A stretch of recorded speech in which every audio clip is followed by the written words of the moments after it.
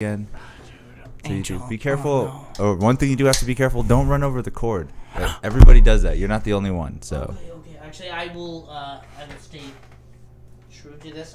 My leg is in a weird spot where it shouldn't be like that. Actually, if we do this. There you go. Innovative. What's up, everybody? Damn, we're here. Oh my God, my hair. Where's looks, the my hair looks horrible. Right now. My hair looks so bad. Jesus No music? Christ. Are we live? No, we don't have music in this podcast no more. What? Not the diddle. You know what? I'll pay homage. I can play it. We'll play it. No, you cannot. Yes. I literally doubt you can play it. Just the opening riff, I can play it. Yes. If you can play it, I'll give you props. But It's not in a standard. Oh yeah. I'll play. All right, we'll see. What's up, everybody? MuseMe TV. We are here. We are hot. Yeah, baby. Just trying to get this thing going on. I have in the studio today. I have my friend, your friend, this guy, the forthcoming. He's been here before. We've talked so many times about random stuff. Yeah, give it up for my friend, your friend, Jeromy. Hey. What's up, guys? How's it going? Nah, dude, I'm so fucking flabbergasted right now, dude. I have not done a podcast with you since December. And that was pre-COVID, right? Or No. This was during COVID. That was last 2020 before. I've heard you talk about it, what happened with you. Yeah. And, I mean, I got to be a little personal. Like, dude, the 2020 sucked ass. It was bad. You wouldn't be able to tell with my hands, but I followed. I wanted to surprise you, and great. I wrote ideas on my hands. I took a shower though after. Because like I remember you took a picture of like what you do with stand up. Yeah. And you jot like little fucking tidbits and shit, and I was like, what the fuck? Why didn't I do that? And I was like, that's fucking cool to be like, hey, remember that topic? You don't have to like have like a whole thing written down. Just be like, hey, remember the general ideas. Yeah. It's like remembering a joke. I gotta do something right. I keep talking. Yeah. So where can they follow you? Who are you? My name is if you go on Instagram and you look up Jeromy Memorial, here's the thing: I'm actually a fucking ghost. Way too dead right now. Angel as actually an actual one. That's why I call him Angelus. He's a clairvoyant. Ergo, he can see me. I'm dead. So I have a profile on Instagram called Jeromy Memorial. I'm dead. And there you can follow me. I don't really do too much stuff. Story-wise, I'll put a lot of crazy shit. Lately, man, there's a lot of stuff you need to know about me. But I don't want to bore you. I like to rock and roll. That's how I technically first met him, was music. You had a friend named Irvin. He's been on the podcast quite a bit. Good one. I love you. Actually, I do remember exactly when I met you because we met when COVID was really starting to come into its own. I think we met before that. Commercially and artistically. I met you, I do remember the first conversation we had. Because I had, I'll even tell you my journey about that. The season finale of Better Call Saul. We will be talking about spoilers, by the way. Yeah, if you aren't caught up, dude, what the fuck? Out of everything. You can't say that you're not a Breaking Bad fan. Like, actually, it's weird. When I started watching that show, I didn't realize how much I love Breaking Bad until, like, I was like, holy shit, they go back to this. What? It's a prequel, by the way.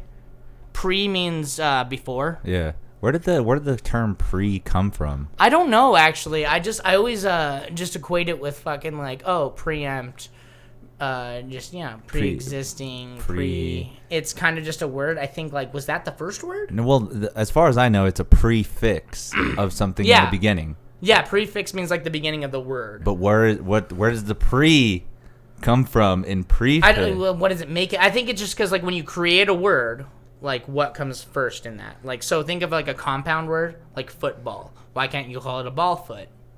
Okay. It sounds odd and weird. Do you think, like, they juggled these, like, ideas around before, you know? No. This is MuseMe TV, by the way. We started off with just weird shit. But isn't that how, like, language works? Is like you have to kind of talk for a little bit and try to talk a little bit and understand. Then something comes out. Then you're like, yeah, I get what I'm saying at this end. Oh, dude. Yeah, Sheboygan. No. Like, who the fuck says Sheboygan? And even sometimes it takes years to come to fruition because you'll be like, oh shit, now I know what you were talking about that one time. Yeah. You were trying to explain it, and I was just like, no.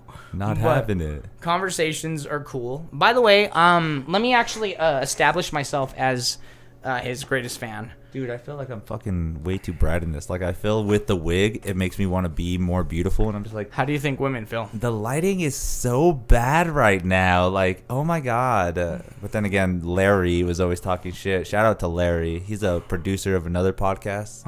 Wait, on Carlos thing? Yeah. He was the voice guy with no face? He's the guy that has no face. He's the he's the producer. Blah, blah, blah. Yeah.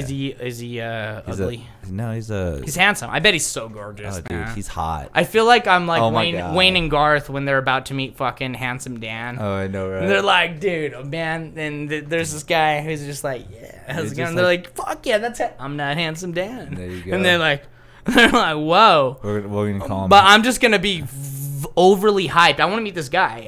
Pretty Larry. That's what we call him. Pretty Larry. Yeah, Pretty Larry. Is that's that what we call him. is that a contrived nickname you just came up with? Yeah, we'll deal with that. Pretty Larry. I bet you're so fucking handsome. My hopes are so high right now. I'm getting them so fucking high right now. Jesus, I'm like a dog. They're so fucking much blaze. hair. You know, that's life. Get over it. I know, that's true. Again, shout out to you women that deal with this all the time, because you guys are just... It's actually like, and you know what's fucking weird, but also like, not weird. I find it actually, I commend women for doing this.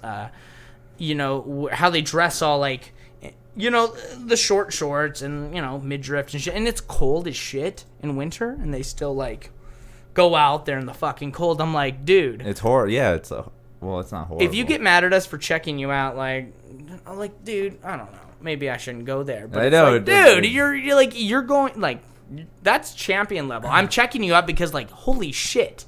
I'm not, at that point, I'm not even checking you out because you're hot and you look sexy. It's like, how could somebody wear that limited amount of clothes in this overly like cold weather? Or like that's what I'm checking out. I'm like, the idea of this, and they're like, no, you're vain. This guy doesn't. My cleavage look great though, by the way. I love how we're just giving like men excuses now for checking out women. Just like, hey guys, if you ever do check out a woman, just blame the weather. It's like, damn girl, it's hot outside. That's the only reason why I'm saying this. Oh my god. Well, I mean, that's how it's always gonna be that way. You know. That's how life is now. So yeah. So let's go into talking about a little bit of the pop culture. We've been fucking around with a bunch of stuff. Yeah. Again, spoiler alert's about to come. If you guys are not ready for this, don't tune in. Spoilers again. I love you guys, spoilers. especially you, dude. I'm looking at you, man. Shout out to Chair. He's always here. He's like the dopest guy. No, dude, I'm looking at like anyone that I guys, just pause it right now, okay? I'm making it look like, you know, I'm breaking the fourth wind right here by fucking just looking, you know, like Malcolm in Middle, Ferris Bueller's Day Off, like. They make them sound like you're like gonna poop or something. I'm breaking the fourth wind. That's here, actually guys. a character we'll talk about that. I want to kind of introduce some concepts. Okay, we're starting a conversation off with pop culture.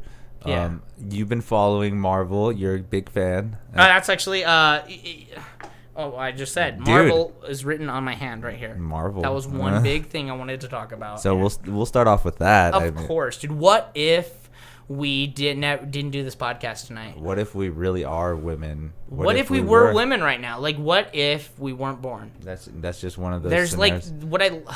But again, the multi-universe says that there is this happening right now. I know, dude. And I don't know. People, there's times on social media where I go like maybe a week or two, and I'm just kind of like, oh, it goes.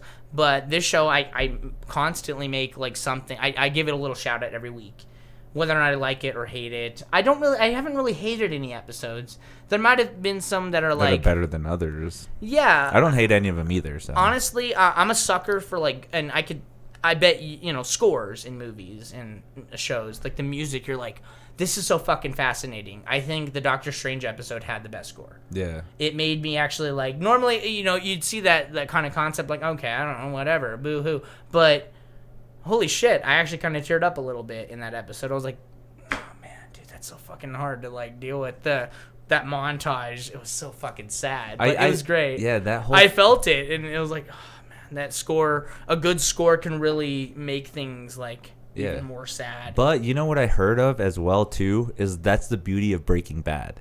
It's like it has limited score. because their dialect and their scenes are so good. They don't need that E minor to make it sound sad.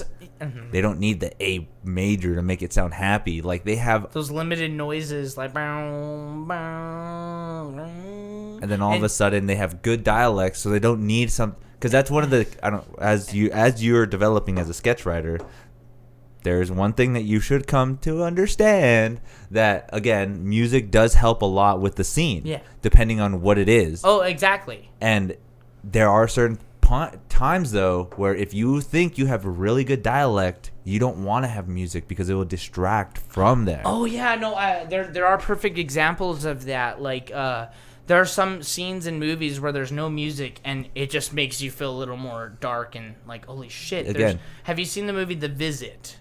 I haven't. It's by M. Night Shyamalan. Shyamalan. He's kind of one of those. I do find his work a little influential in where, with colors, and Breaking Bad is very good with like, oh, there's like this whole color scheme that they got going on. Yeah, all of it has meaning. M. Night Shyamalan, rewatch like Unbreakable, and like Signs and stuff. There are what was so it? many... Vision, you said? What the movie that we were just talking about with M. Night Shyamalan? Oh, The Visit. The Visit. It's about two kids who visit their grandparents. Okay.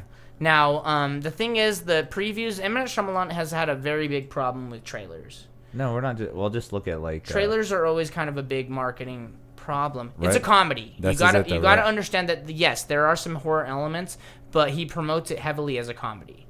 He really tried to, and this is like one of the first movies because with The Sixth Sense and Unbreakable and that shit. When Signs came out, they were like from the guy who made these scary movies. It's gonna be fucking scary. Unbreakable tanked at the box office because it. Unbreakable. Dude, now we can hear you, boy. Dang. Okay. So if you need too busy looking gorgeous. If you need to, pull it closer to you. You can sit up a little bit closer if you want. I didn't mean to make you go straight into that corner. Here's a little more of a visual guide of what your camera looks like, so you can kind of fix yourself. That actually helps a lot. Yeah. So even with these glasses, my eyesight sucks. So yeah, but Angel, man, talk into the mic a little more. Hey, how's it going? If you have to lower, this is what it looks like too. Like you from a certain angle, you can't even see you. You want to see my face? Oh, you know what? Actually, yeah, I'll make it to where you can see my face. Yeah, there we go. I want to hear you. I want to see you. Oh yeah. But make sure to talk into the mic, because again, it's in a weird day. It's only like this. So right now you're talking to it at an angle. Actually, no, I'm paying attention. Actually, that's a. There you okay, go. I see. If you need to, you could turn it a little bit. You got this. So, hey guys, let's. Do you want to start this over? No, we're all right. Yeah, let's start it. MuseMe TV. Here we go. Blah blah. Remember all that shit that happened before? This is the beginning of MuseMe TV. Anyways, The Visit. The movie. There's like this whole scene. It's kind of a twist, but I think there's no music, and it's kind of. I don't want to say anything about it because I think you'd really like it. Okay. It is a comedy though, and I think it's really important to have say so in your movies, because I think studios, I mean, come on, it's not a secret that they kind of have all this. But they should, technically a movie should have these tech elements hidden in there, right? Yeah. So for a horror movie, let's take an example like Friday the 13th. Horror, by the way. Yeah. All right. Dude, I'm covering all your topics without you even knowing. You're a goat. Anyways, the horror topic with this Jason Friday the 13th, there is some comedic relief in there. Oh yeah, I mean it's natural to have something like that, but when there's but it's not readily apparent. It's not like the whole premise of the movie. It's not what it should be based upon. It's not like Scary Movie. I think like M. Night Shyamalan. What I like about him and like Quentin Tarantino, Robert Rodriguez, even Kevin Smith, certain people like that, they're so ambitious that they make the movie that they want to see. Okay. And they're just like, hey, this will be a little like different and it'd be odd. Some of them even brag that they're like, hey, I want to be the first guy to do this kind of thing, or the first guy. They sometimes people go out of their way to like think of things that haven't happened in movies or something, and they'll be like, you know what, let's do that right now.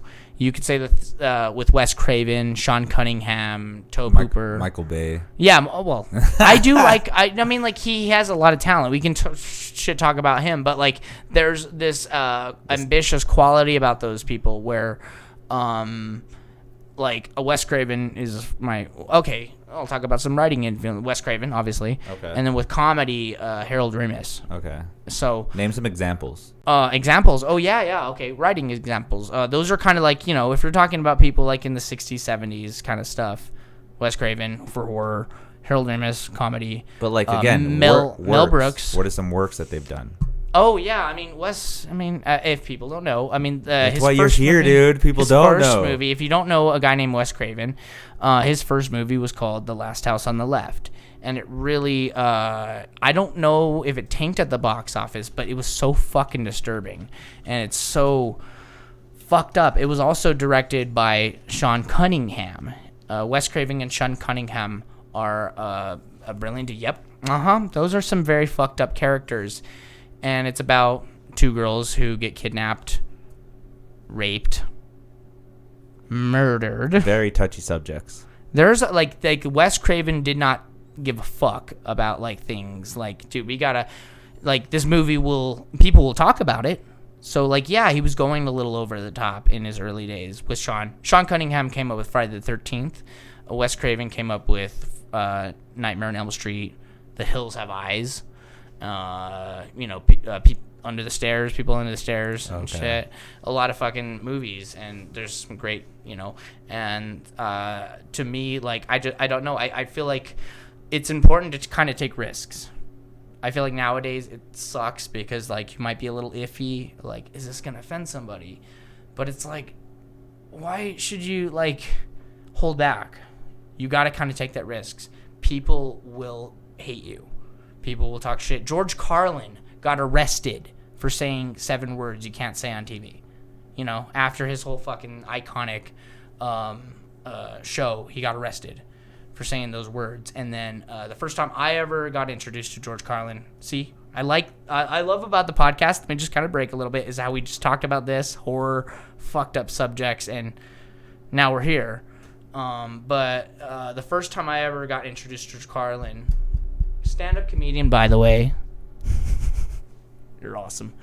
I hate you. But yeah, the first time, like, again, offensive, trying to push the edge. So my parents were like, hey, you got to go to bed. Jewish. We know. No, Catholic. Way too Catholic. I had to go to bed, but I didn't, because they were watching George Carlin at Carnegie Hall in like 1981 or 1982. He has like this green sweater. If you ever look it up, it's fantastic. And oh shit, we do.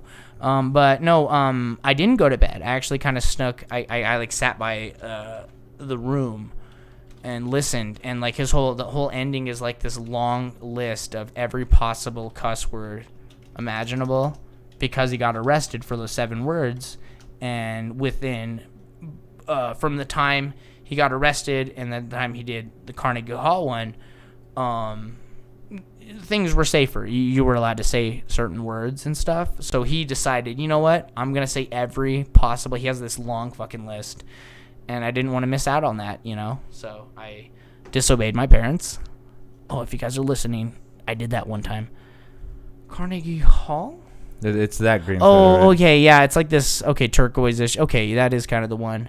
Really good shit. And I could listen to that guy all day. So again, pushing the envelope now is like something that's kind of like taboo, which is kind of shitty, because like it doesn't really give proper like thought process. I think I think it just depends on the approach. If like you have a good joke and you know that like, hey, it might be worded kind of crazy, or there's like a concept in it that like, hey, it needs to be told. 101 Yeah. Okay. But like when it comes to like discomfort in media, like, okay, think about it like this.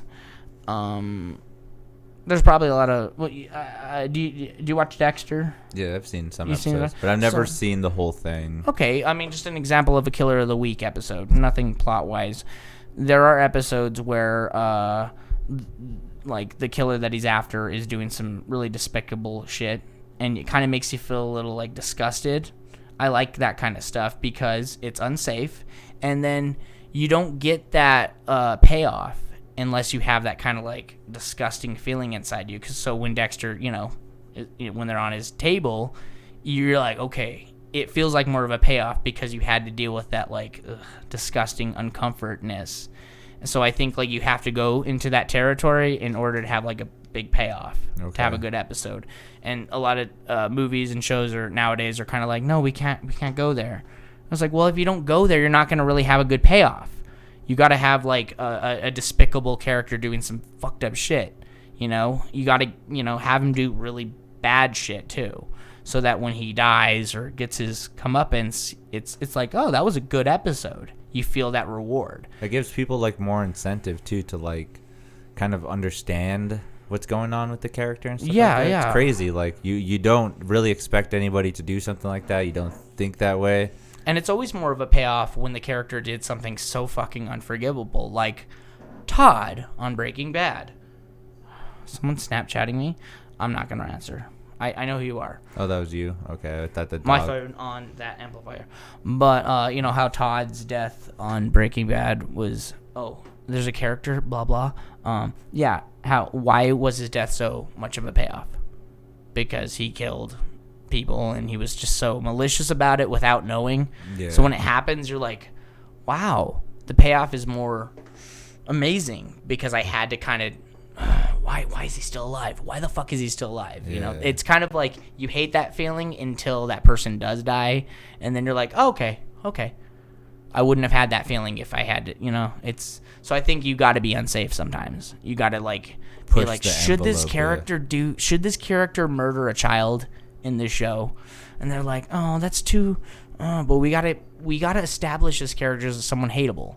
And that's the best way to open up that character is by like, hey, this guy's going to be around a while after he did something, so you got to hate him. And I like shows that kind of stress me out. Movies, those are the best category. I think, like, You like that suspensefulness. You got to be stressed a little bit so that the payoff is a little more like, okay, you get the satisfaction. Like, it's a weird adrenaline rush, bro. It is, but movies are not just like films. They're not just scenes. It is... yeah. They're biographies. Just kidding. You know what's crazy is like my friend Alejandro actually showed me this YouTube channel recently that actually takes movies and like not psychoanalyze them, but like analyzes them in a way where it's just like, okay, here's an example for like if you are in the dating scene and you were just like the bad guy. Like, there's a character in movies known as the bad guy, especially in like rom-coms and shit like that. That bad guy. Yeah, but they go off of all of like the psychology and all the premises and all the ideas, but they reference it to like movies. And then when I first thought of it, I was like, well, they're only referencing movies. But mostly everything taken from movies is real life, right? Like the idea of somebody like, hey, I want to go out with this chick, and then all of a sudden I'm not into her anymore, and then end up sleeping with somebody else, and it turned into this big dramatic thing. Yeah. Like that in a movie is based off of somebody's actual life. Oh yeah, no, it is, and like a lot of it's based on kind of exaggeration, where you can look at something and whatever you're thinking at that time, you're like, there are a lot of crazy examples, and a lot of them are like, hey, okay, I mean, you could take like a concept if someone's pissed off about something. Like I know people who kind of like take their anger out on the wrong things. A good example is kind of like, okay, let's say you got dumped. Go ahead, I'm just gonna fix your camera. Oh yeah, it's not me this time. Great, yes. Let's say that like you got dumped before and you're all sad, whatever. Does that give you the right to like? I mean, have you been in this situation like you dumped and then you start hating everything that the girl liked, every actor that the girl liked, you know what I mean? And then it kind of just like everything that is affiliated with it. You know what I mean? That's kind of like selfish, but go ahead. It is. No, I see people do that, and I have done it, and it's just kind of like, no, I mean, that's me exaggerating it, because, like, I actually had to stop myself, and I was like, why do I hate this? Because this girl I liked, or this girl I dated, hated it or something, and then you start hating things. So I came up with this idea where, like, maybe there's this guy who gets dumped, so he starts hating everything that she fucking likes. Everything. We're talking like, and the idea is to really stretch it out to like, so he starts hating like movies she likes. He starts hating actors. And directors. So he stops watching movies, and then he's like, oh wait, you fucking you go to work, I'm gonna quit my job. I don't want to have a job if you have a job, like it starts getting a little like, no, what the fuck, like, it goes to like the wait, this person, your new boyfriend's never killed anybody. I guess I gotta, kill this person now, and then, How is it always gonna be ending up that your movies are like a freaking horror movie, or something? Somebody has to die in your movies. This was a good transition, actually. I kind of really want to talk about real shit here. And like a traumatic death kind of sequence. I'm just like, Jesus Christ, dude. Death. You're just like, oh yeah. First of all, they start off like they're in love, and then death, and then there's like this brutal death. First of all, he gets jealous. He gets super annoyed, and then he wants to kill everyone. I'm just like, that's a good movie. That's in why. You know what? It's actually time I need to talk. We're talking. This is actually a different kind of podcast for many reasons. Dude, this is the Joe Rogan wannabe experience. If there's anything that different that you've noticed, it's the fact that our shirts are pretty cool. Actually, we're actually wearing pretty cool shirts. I should have wore my shirt. You've worn that a bunch of times, but I should have wore that shirt that I got from the concert. Yeah, actually, Angel bought me this shirt, and that's the reason I wore it. But I could have bought, like, I had another one. I should have wore that one, so we could at least match. Like, hey, we both are wearing the shirt that I got from the concert. Yes, I fucked up. And I think when it comes to like the rock and roll stuff, when we start playing, we should we'll talk about the concerts, and the concert was great. Yeah, dude. I have not been to a concert in like 2 years. Megadeth, Lamb of God, Trivium, and Hatebreed. Hatebreed, yeah. Hatebreed. Trivium, obviously, I've seen them many times. Icons, dude. I didn't expect them to play like To the Flies. It would have been cool to hear them play stuff like from Ascendancy. I've never heard them play anything from Ember to Inferno. Well, so I remember that's mostly all Corey's, or not Corey. That's all Matt's. Matt started the band when he was like 13 or 14. Yeah, but like most of that is all written by him. Yeah. Yeah, and then after that, when Ascendancy and all that came out, there's like, hey, let's make more music together with.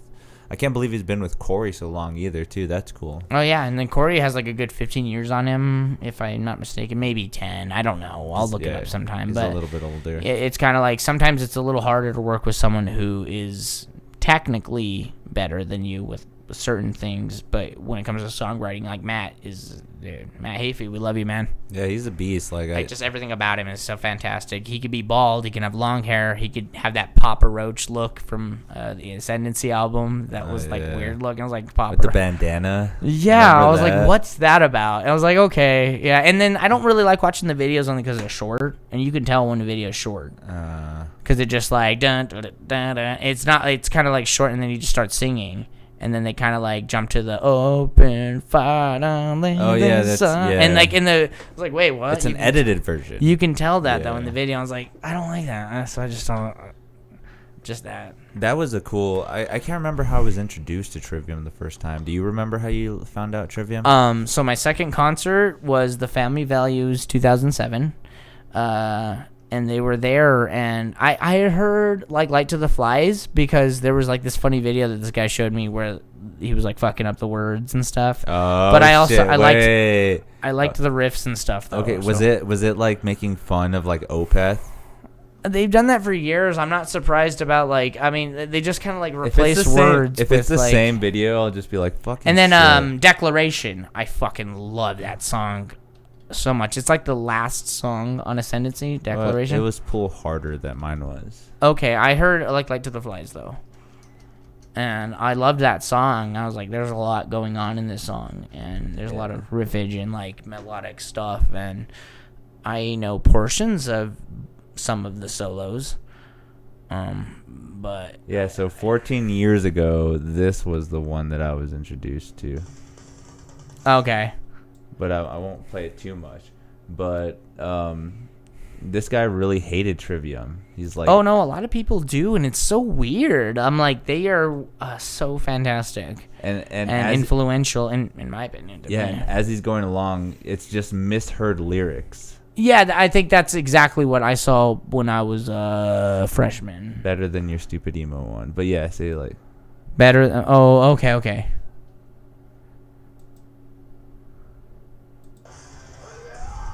Yeah, exactly.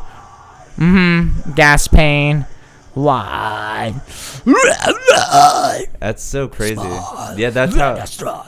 But I like them though. I was into them so much. Exactly. And like metal is one of those kind of things that like metalheads know how to. So when people talk shit about metal, I'm like, dude, is that really the best you got? I've made fun of my favorite bands way harder than you'll ever be able to. Like Megadeth is amazing, but that guy's an asshole and a drunk, and maybe he might be sober now. But I vouch for. No, he's not sober. Dave Mustaine? No, he drinks like a lot of whiskey. Like in his interviews, he's like, "I was a Christian one time. I died before." Really? I thought he was sober. I thought I've seen him with the drinks and stuff. I'm sure it's not water or apple juice. Dave like has lost so much. I mean, like I love the guy, he's still alive, and I vouched for him in so many ways. Like. Okay, are you one of those people that can separate the music from the artist? Absolutely. Okay, good, because that's the biggest problem people have nowadays. Oh yeah. I know how to do that, and it's hard. It is hard because, like, of course, you have to detach yourself. You're automatically detaching yourself because the only reason you like that person is because of the art. Yeah. So most of the time, when you're like, hey, that person, but the art, and it's like, it's hard to enjoy the art after a while. It depends, like. Jesus, on the person, dude. I like touching it. It just feels good. It feels like a coarse kind of like. Oh, your shirt, right, and your glasses. My hair, yeah, I love it. Yes, no. So yeah, we're still again jumping topics, but we're talking about the What If series. The next one that's coming out is Eternals, dude. Actually, I'll be honest. You're not excited for that? No. I've been kind of like not diving into anything. I've been waiting to see the title, and right like seconds before I push play, I'm like, okay, that's what the title is. So you don't even watch any like speculative videos on YouTube? I saw one clip, and because the only 2 episodes we have left are the penultimate and the finale. Yeah, those are the 2 episodes, and I'm obviously excited. But do you think it's weird that the Eternals are in a what if episode before they're in their own movie?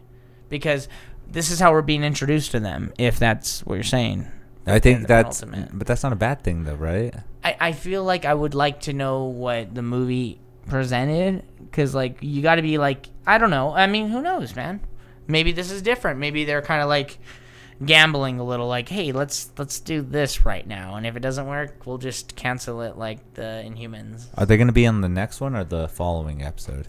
I don't know, because it's the last 2, penultimate and finale, and I've very much been like... Isn't finale 2 supposedly going to bring, like, all the like... I saw a clip, and I saw, like, Captain Carter, I saw T'Challa. By the way, Chadwick Boseman, man, I was so sad. I was all butthurt when he died, because it was really hard. And to hear his voice was like, dude, and not just one episode. I thought he was just going to be in one episode. Oh, yeah, they did it. And I was like, dude, that's fucking T'Challa. And I'm like, how are they going to do Black Panther 2? How? Dora Milaje? They have to, like, probably just change the plot a little. Like, it has to be somebody else. Or technology's so good that they could just replace his face. You know what's so funny? What's not funny? You know that this movie's not going to tank at the box office. Only because of the intrigue. No Marvel movie tanks at the box office obviously, anymore. Just the cloud alone is going to give it the money, but it's going to double because people are just going to want to know, how do you do a Black Panther sequel without Chadwick Boseman? They kind of know already with the whole, Fast and the Furious franchise. But, I mean, like, how do you write off, where is he in this situation?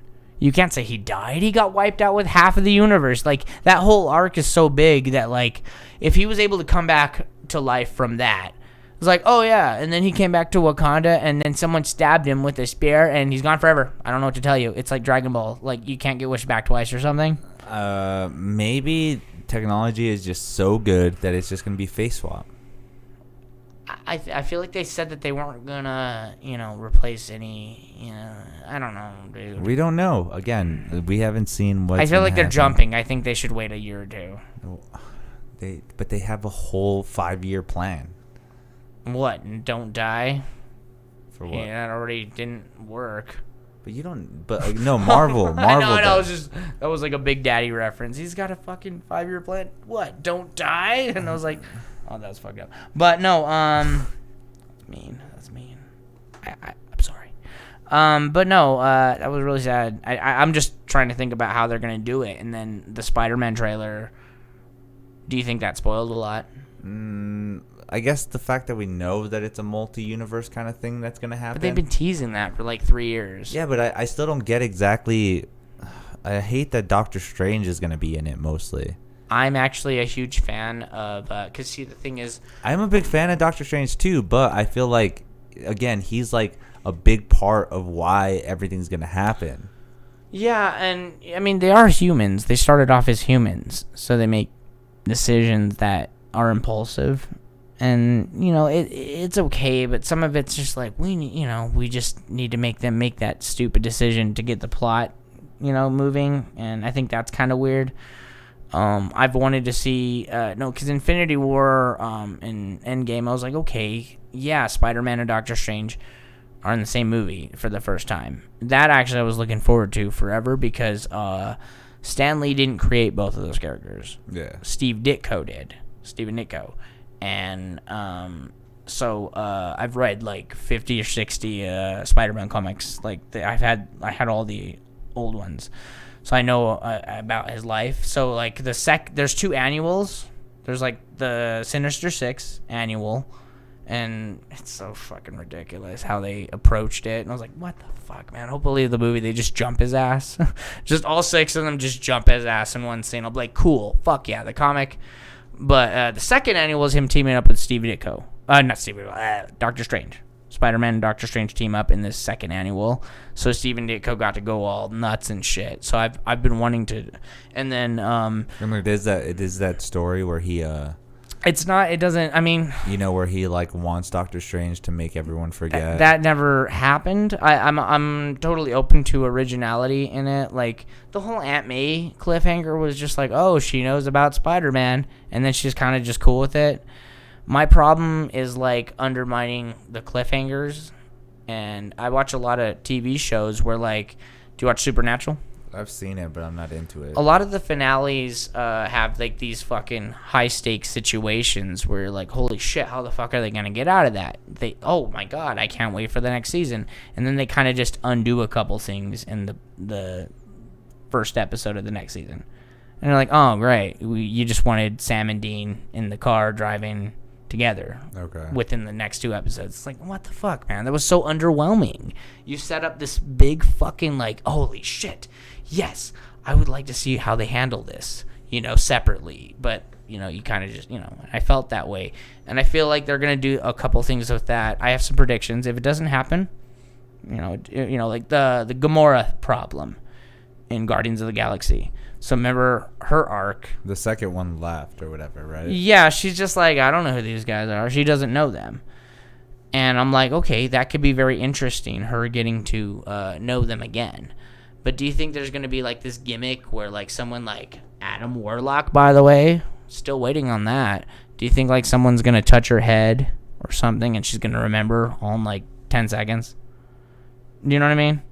I feel like there's been scenes like that where I was like, oh, really? You went that route? I would have liked to see her get, you know what I mean? I was actually worried about Endgame because, like, when they reverse everything, I was like, oh, did they reverse the memories? But no, people do have the memories, and they remember all that traumatic shit. So it's like, okay, keep that going. This could be good. You could buy yourself, like, 10, 15 movies with this. Oh, man, I can't believe we all got wiped out that one time. Yeah. I just feel like sometimes people write themselves in these corners, and they're like, okay, how about we just, like, fix it right away? And it's like, oh, come on.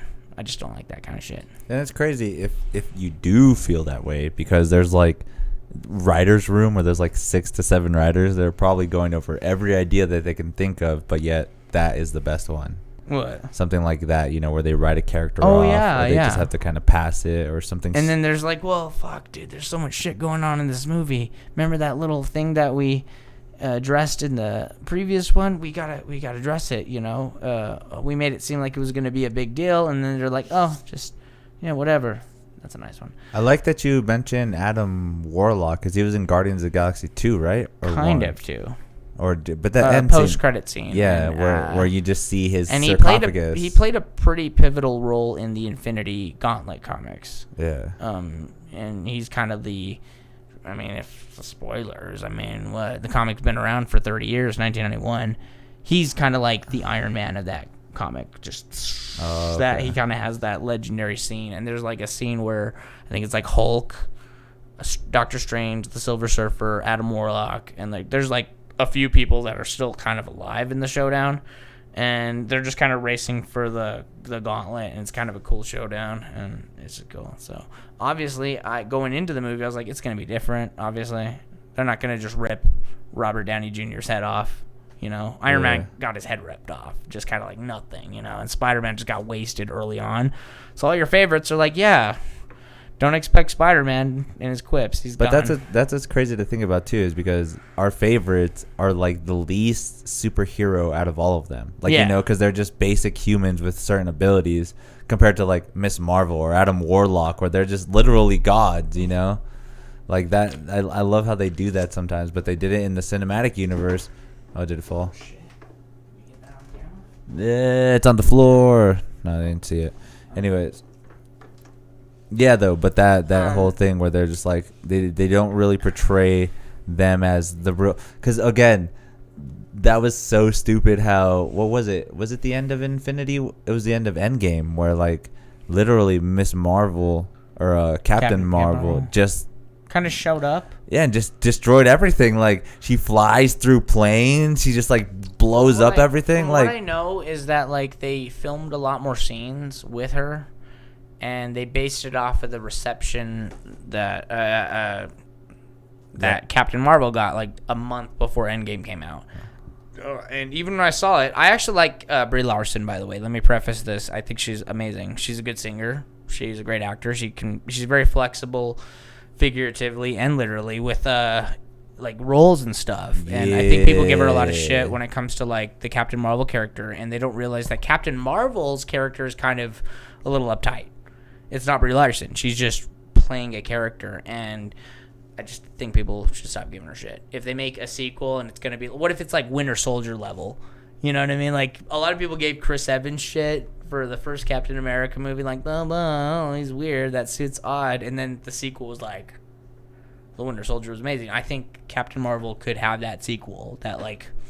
You know what I mean? People could be like, holy shit, I was wrong about her. Yeah, I get the power and all that. You know, or like I want to know what the fuck she's been up to for 25 years. You know, where was she? I do want to know. But then again, you can just go into like solo comics, right? And you just see her adventures and stuff like that. Oh yeah, I mean, there's a lot of her and Rogue. Really? Yeah, a lot from of the like, X-Men. Yeah, from the X-Men. There's a lot of like her and her. You know, they're kind of like a duo, and it's kind of there's just so many comics that they can pull from, and just so the MCU has set themselves up. They can make so many movies, you know. Now, like, they've set themselves up to make infinite films. You know, John Walker, who by Blade. the way, Blade. You know, all the Spider-Mans. If Tom Holland doesn't pull us out, don't pull us out. Well, you can't do that because Sony's. He's ownership. He's a slave now, Tom Holland. Yeah, MCU and Sony. He's kind of like, oh god. But like, I feel like anytime the contract gets to a certain point where they're just like, okay, you had your 2 movies, now we renegotiate for more money, or we'll just take Spider-Man back, because Spider-Man is still technically owned by Sony Entertainment. Oh yeah. Like Hulk is with Universal. Not anymore. It's not. Oh yeah, he's not with Universal. Is that why they were able to use his image in the What If episode? Because they were able to retread the whole Edward Norton movie. Yeah, they have the rights to that now. Okay. Disney owns Universal. Okay. Yeah, I mean they're gonna own everything. No, they don't own Sony yet. Sony, what do you guys have that Disney doesn't? So they have obviously entertainment with certain movies. I mean, they got products. Their products are good. Yeah, that too. The gaming system. Also, they have gaming franchises themselves, like, you know, God of War. That's up Sony. Didn't they own Radio Shack? I mean, like, I bet you they could, you know, bring Radio Shack back. I Something like like that show. There was like stores that they had that were really useful and like, hey, they got some really cool shit. Yeah. So yeah, I could see Sony just being like, nah, Spider-Man is ours, but just other than Into the Spider-Verse, I mean, Andrew Garfield's pretty cool. I like him. I mean, I just feel like they could. They could have done more. I might have criticized. Oh shit. I look at movies and I'm like, hey, I could have maybe wrote a better scene. And yes, okay, what? This guy. He's so critical of his work. No. Which we're gonna go through in a bit. Yeah, and it's gonna be long and boring, and Angel is gonna love every second of it. Dude, you make it sound like we're gonna go through every fucking sketch. You're just Well, gonna yeah, show me dude. the best 5, and that's I'm actually it. gonna show you. There's gonna be these details on the lines. You'll be like, okay, so line number 23. You're like, there has to be water on the edge of this scene because it doesn't make it funny if there's no water. Blah blah. And I need a sock. A sock has to be in this scene. Why? It's just in the background. I said. Actually, you bring up a good point when it comes to like background scenes. Are you familiar with the term Chekhov's gun? Yeah. Chekhov's gun. Yeah, it's kind of this thing. I mean, we're talking. Chekhov's gun is basically one of those things where, okay, a gun example. If you see a gun in the background, what? Yeah. Of course, you're talking about the gun. Well, a gun. Okay, a knife. Yeah. Let's say you see a knife and there's emphasis on it. Someone's like, this knife, man, I used it this one time. And then it just seems like, okay. And then they go back to the plot and it seems like, why didn't he mention the fucking knife? And then in the showdown, if that knife's not being used, then what the fuck? Why the fuck mention the knife if you're not going to use it? It's like a gun. Yeah, it has to go off towards the end. It's a foreshadowing gimmick. If it's mentioned. Or just even shown. Sometimes even just shown. There's so many examples of things that aren't even explained. You just see it in the background and then it's used like 3 or 4 times and you're like, oh wow, that's a good example of like they're using a prop as a foreshadowing showdown thing, you know? Because I've seen it a few times, you know, like on the wire, you just have the guy like lift up his shirt, but it's not like he uses the gun. Well, I mean, if you're gonna have a weapon in the movie, it should be used. I think that's what they try to get at. So, I mean, there's been many times where I watch The Shining, and I forget. I was like, does he end up using the axe? And then obviously it gets used in that fucked up scene. I was like, wait, he doesn't kill his daughter. I mean, he doesn't kill his son. He doesn't kill his wife. Oh wait, and then the axe gets used, and it's a very fucked up, shocking scene, and you're like, oh, what the fuck? But at least it gets used. You know what I mean? If you're gonna advertise something in like the marketing, the previews and stuff, yeah, do something cool with it. Don't have it just be like this. Yeah, it's kind of a thing. And then you're familiar with the term McGuffin, right? So a lot of people who think they know what that word means use it, you know, in ways that like that doesn't count. Yeah, like this McGuffin situation. What are you talking about? Go ahead. What McGuffin situation? This is exactly thing that's happening right now. No, like you said, people don't use it in the right context. Oh yeah, so a MacGuffin is basically like an artifact or like an object that can drive the plot without really affecting it. Like, if you write a script, okay, so like magic with having cards in the background. Pulp Fiction is a really good example of MacGuffins. They know how to. I mean, Quentin knew how to use it. So the briefcase is kind of, you don't know what's in the briefcase. It's kind of this thing, a plot thing. Hey, we got to get the briefcase. You're like, what's in the briefcase? Well, it doesn't matter, okay? Like, cool scenes happen around it. Just don't worry about that. And then the gold watch. So that's a MacGuffin. He's going after it, you know, and like, fuck, he gets caught up in all this situation. Now, here's the thing. A real MacGuffin is like, okay, go back. What if they changed the briefcase to like a bag? Would it affect the plot because it's a bag? No. It's just there to kind of drive the plot. Or like the watch. What if like Quentin Tarantino was like, I don't want it to be a watch. I want it to be like a ring or something. Yeah. Medallion. You know what I mean? Yeah. Something. Yeah, a necklace. It could be changed with something. You know, and it doesn't really affect what happens in the story. It's just like, okay, the one object.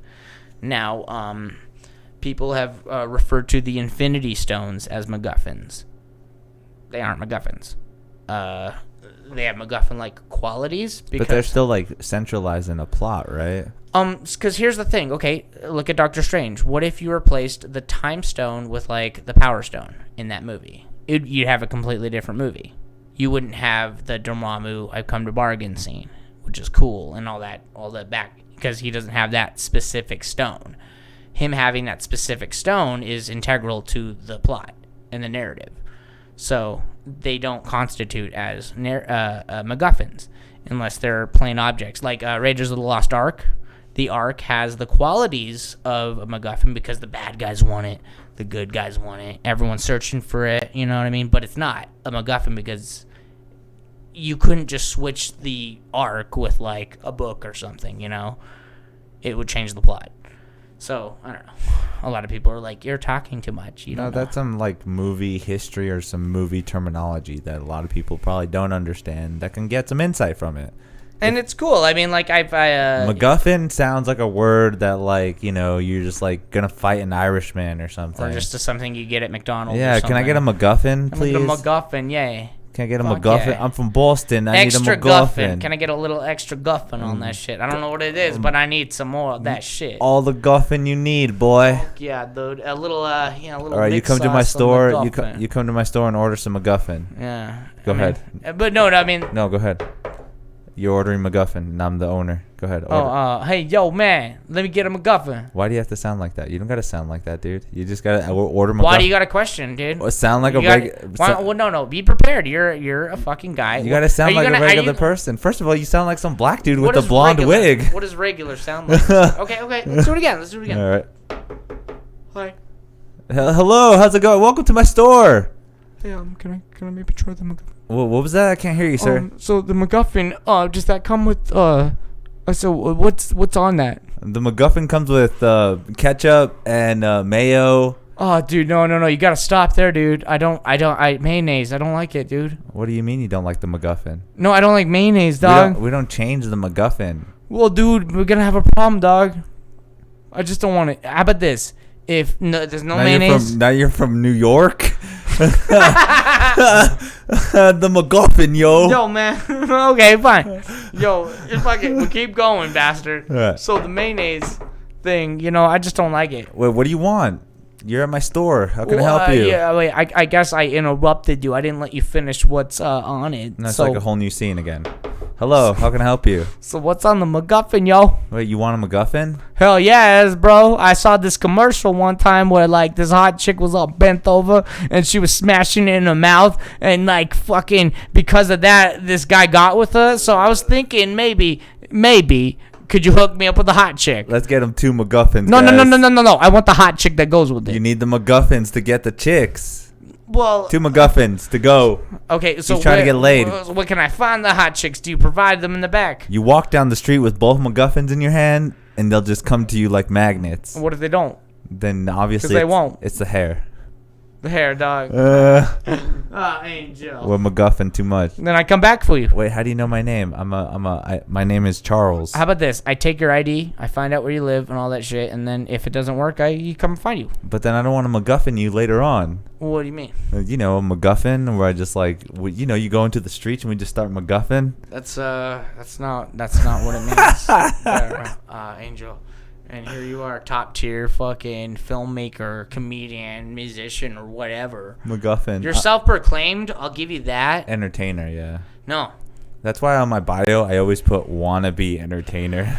That was so fucking boring. Well, we're back from our break. Welcome back to the show. Oh shit! I bet so many people are bored. They're just the whole time it's just soloed on you right now. What are you doing? You trying to play some music or what? Now he's got to talk to his girlfriend. He's like, "Hey, baby, I'm on MuseMe TV right now." Sending my fucking friend a winky face because he's like, "Wow, is it live now?" I can't believe it. I'm so popular right now on MuseMe TV with my 2 viewers. Thank you for watching as well, viewer that's here. You're awesome. Actually, this is the biggest, greatest audience Angel's ever had because I'm like 85% of his subscribers. Well, first of all, this is the #1 live podcast in Albuquerque. I'm gonna give you that one first of all. Yeah, only because I've been on it. And nobody else is doing what I do. First of all, I could do what you do easily. With what? With what? With what? I don't need any of this. With what? You don't need a microphone to do a podcast. You don't need the internet. Because this isn't a podcast. This is an actual internet show. Exactly. Yeah, you don't need an internet show. Whatever you just said. You don't need first of all, you need the internet. Nope. I'm pretty sure internet's in the word. Internet show. Okay, this could go on for hours. Okay. The best way to win an argument is just constantly agree with yourself. Okay, so let's talk more about your sketch comedy. Oh, okay, yeah. We'll talk more about Marvel. Are you a Shane Gillis fan? I don't know. What does she look like? Is she hot? So Shane Gillis is actually this guy. Yeah, stand-up comedian, but he also has a YouTube channel where he does skit comedy. Really? Okay. You never seen it? I actually have not. No. I'm always interested. All right, I won't show you any of them, but I'll show you the channel. But this guy actually does have some great. He's doing some cool stuff, like because he actually was with SNL, right? Oh, okay. You remember Shane Gillis, right? I did just see what he looks like. There's names that you'd be surprised that I find out about. Or maybe he's not with Shane Gillis, or maybe he's not with SNL. But yeah. No. Oh, okay. He looks a little familiar. But anyways, he now has a show on YouTube. And it's a sketch comedy show, but he tried to pitch it everywhere. He pitched it to Netflix. He pitched it to Hulu. It didn't get anywhere. That sucks. So, I mean, and I know the struggle of that because don't even. We'll just kind of do that right now. Jesus. I know. Okay. I took a step here. But yeah, so they didn't. None of them picked him up. Yeah. And it's kind of like one of those underrated, like kind of. Here's a fast one. We'll watch this one. Why not? All right. Let's get copyrighted. Who gives a fuck? I'm promoting Shane Gillis. We were acknowledging that he wrote this and. Yeah. All rights go to him. I'm not getting any money from it. This is one of the first ones on the channel.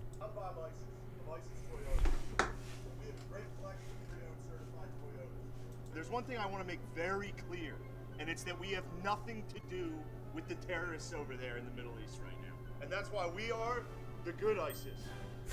All right, listen. You gotta lean into the ISIS thing. It's a good marketing tool.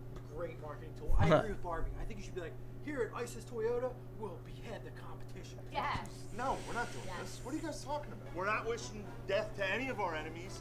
We are wishing death to high prices. Me and Barbie, we can hold AK-47. Yeah. No, that would be so cool. So I'm holding So we can hear it, but they can't hear it right now. But yeah, this is just one of those things. Oh, okay. Can I maybe show you a little clip real quick? No, I don't want to see your stupid clips. Just kidding. What is your clip? It's only like a minute and a half. I forgot. I sent you a video, September Santa Claus. Did you watch that? I might have. I don't I'm a remember. little disappointed if you didn't. I probably did. But you know what? That one's like maybe 3 or 4 minutes. We'll look up just the Birthday Boys. I was talking about it earlier. I'll find it on your Instagram. Right, that's where you send it to me? Oh, yeah. That's a September Claus, but there's actually one. Okay, well, I'll just... I bought the show on YouTube because it's not on... I mean, I've been wanting to buy it. It only lasted 2 seasons. It was like 2013 and 2014. And there's only 20 episodes, but I really love these guys. I never really... So the Birthday Boy, September Santa Claus. He's like this Santa Claus that only comes in September. And their joke is like, fucking September is a fucking boring, uneventful month. But hey, we got a Claus here.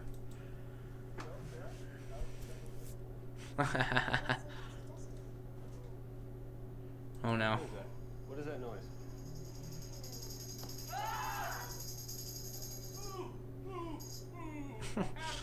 Just breaking into the house, obviously.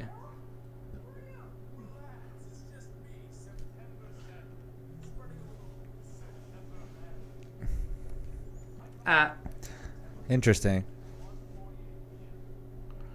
There's again, a lot more funnier ones. Yeah, no, it's okay. But I kind of needed oh god. December 25th is the birth of yeah, I see. There's a lot of funny things about it. But I think if you watch it, I sometimes start people like, hey, this isn't my personal favorite, but they also have before Bob Odenkirk found them, look up Horny Beach. There's only like 5 episodes, but they're like they're only like 2 or 3 minutes long. It's not with the same. Who is what's the YouTube channel that you got it from? I don't know. Interesting. So like I'm finding this Fiona Perry right now. Oh, okay. I would know who provided the videos. Actually, that's one of those things. Shot. Kind of. Okay. But she only has 160 subscribers, and she's the one that posted the Birthday Boys September. Okay. I mean, is that probably a repost? You think? I wouldn't know. I think I was just so desperate to see them and be able to quote it that I didn't. Interesting. Yeah, a skit I did for Birthday Boys of IFC. And it sucked. IFC had really shitty ratings, so they got canceled, and I never got over that. Ever. Yeah, I guess Fiona Perry. Yeah, this is where that skit is on. They would have been like in their 8th or 9th. Okay, Right I might have to check her out. But she says that she helped with it, but then again, she only has 260 really? subscribers. With the show, exactly. Yeah. It's criminally underrated. It really? It really is. I mean, watch all 20 episodes, and you'd be like, oh my god, there's some really good writing. All 7 of the Birthday Boys direct, so they're all directing each other, and it's, I don't know, it's. You'd have to really see it. I always look. I wish. That's why I'm always like, hey, we should do something together. 4 or 5 of the dudes. You know, like I want to have a group, where we all kind of just like, hey, this is awesome. You know, let's all do something together. They're like a modern day Americanized Monty Python. You know? It's like, yeah, or like any other of those comedy groups. Like, okay, think of like even Adam Sandler and his guys. Yeah, or Broken Lizard. Yeah, or the Workaholic dudes. Exactly, yeah. So like, you know, like you see them appear, but like I want that team dynamic. Nobody wants to team with you. Well, I don't even want to be on your team, dude. Well, it's. And I'm the worst player. Well, once you read my shit, I bet you're gonna be like that. Yeah. One Okay. guy. Bring something out. Let's see what you got then. Let's see what he's got. This guy brought a fucking suitcase full of like rantings that he has like been working on. It's like the ramblings of an old man in a retirement home right now. This is what he. So what he's doing right now is document this, okay? Documented it. He's like really so sure about everything he's saying. He's really so sure about everything he's saying. I'm pretty positive that this is what's going on. Just get us a skit, bro. We're trying to get some quality skit content read. Okay. Fat fuck. See, look at this is the hardest thing about being a scriptwriter is that they don't have anything organized. I got everything organized. Actually, you got nothing organized. He's like one of those modern day persons that doesn't have anything organized. I'm really not being over the top here. Well, let me give you a few shout outs. We got a shout out to anybody that's watching. Also have a shout out to we're trying to get a sponsor. Crew Chew, I think that's what they are. Crew Chew, if you're listening, sponsor me, please. Trying to get some sponsors with those people. Also, I'm digging my hair. Let me know how you feel about the hair in the comment section. And what do you guys want us to talk about? If you have anything we'd like us to talk about, let us know. Are we good? You got something for us? Done? Here we go. Okay. So, back in like 2010 or something, I wrote I typed a status on Facebook, and it was like a joke about how fucking people don't like to play another round of Russian roulette when they lose. And that's kind of the genesis. I didn't get any likes. It's a start. But I still think the concept is good. So I wrote the yellow paper and then the white paper. The yellow paper is the draft. And then this is kind of printed out. I don't like the way it was printed out because, as you can see... I love that there's coffee in it, like if you are a writer. That's just whatever. You're like, hey guys, I was writing this script at Starbucks right now. Fuck, you know, I have respect for myself. But when it was printed out, I didn't like the idea that there was words on this side and words on that. I wanted them on separate pages. Yeah. But someone was very concerned about saving paper, and I was like, dude. Interesting. And I was like, okay, whatever. But basically the concept is about, like, there's 5 people, and they play Russian roulette. And basically anybody that dies and doesn't want to play another round, you just kind of make fun of them. But that's just kind of the start. If you read it, it's genius. Okay, guys, it's amazing. It's okay. So fantastic. So the premise that I'm hearing is that they're pussies because they die and they don't want to keep playing. They don't want to keep playing, and then the other characters keep penalizing them, scolding them for, But isn't that like kind of like Duck Duck Go, or not Duck Duck Go, Duck Duck Goose, where like the person that gets caught doesn't get to play anymore? Well, yeah, but these guys are, I also wrote these characters. Okay, so we're dealing with like what meatheads.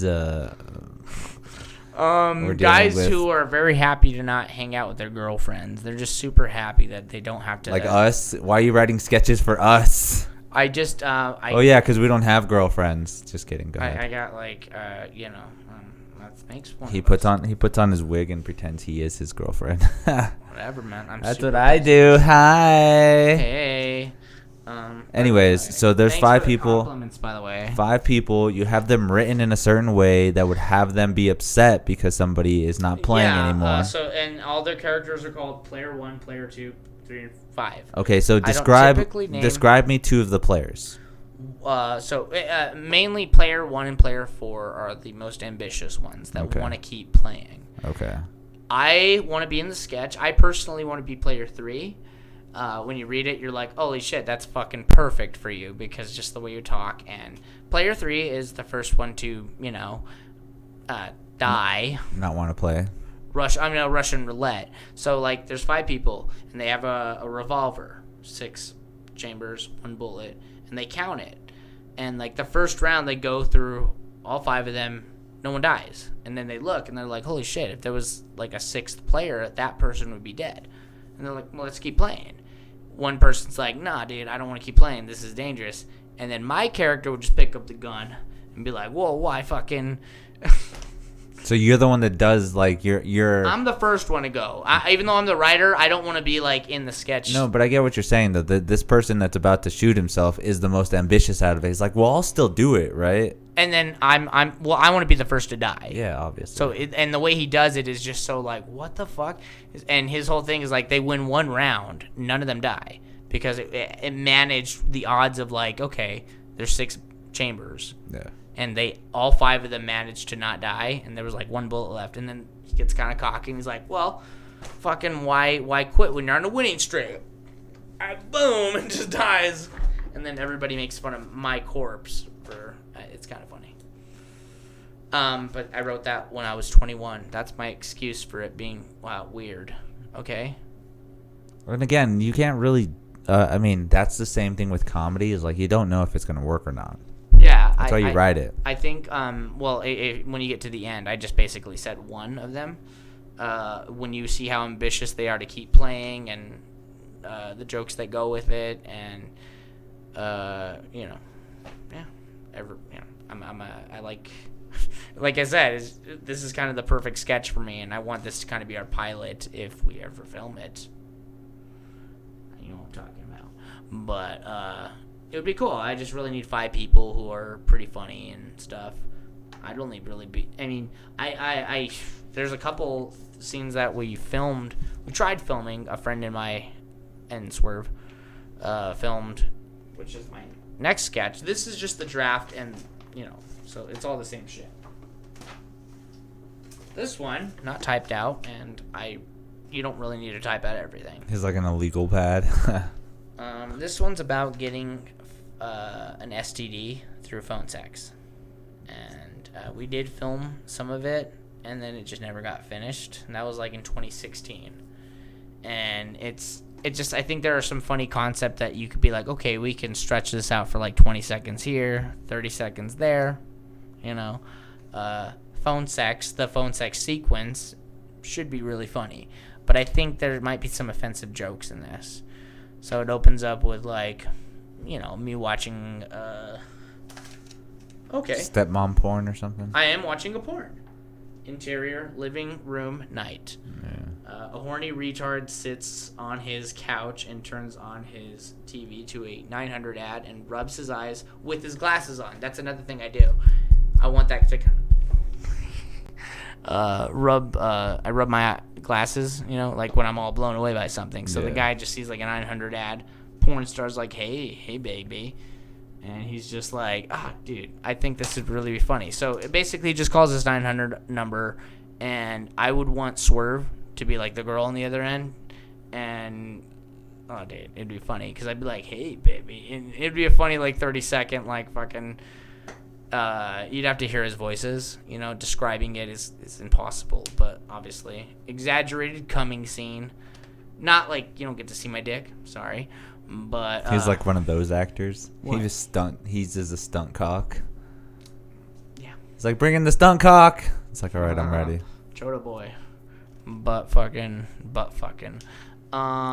Yeah, so then the next morning, there was like a clip from a friend, and I think he lost the footage, but like they did like put this adhesive on me with like crumpled up Doritos and stuff, and they made my face look all fucked up, like I had an STD on my face where the phone was, and I'm freaking out, and that's as far as we filmed, me freaking out. But then I decided, I was like, okay, let me just write the rest of it out, and I visited a doctor, and he's just like, hey, put this topical cream on, you know, and I came up with a working title. I see, even it says right there, working title, so that's not the official. VDTPS. Which is like venereal disease through phone sex. And again, that's a working title. If there's any better titles, like what would you call an STD through phone sex? I think the acronym kind of works if you just take out the, what is it, T? T? VDPS? Yeah. Do you think that'd be good? I mean, obviously, like, I think that actually isn't the most important part of this. I know, but still. And but it is important. You know what I mean? I look at that thing as like a working titles, whatever.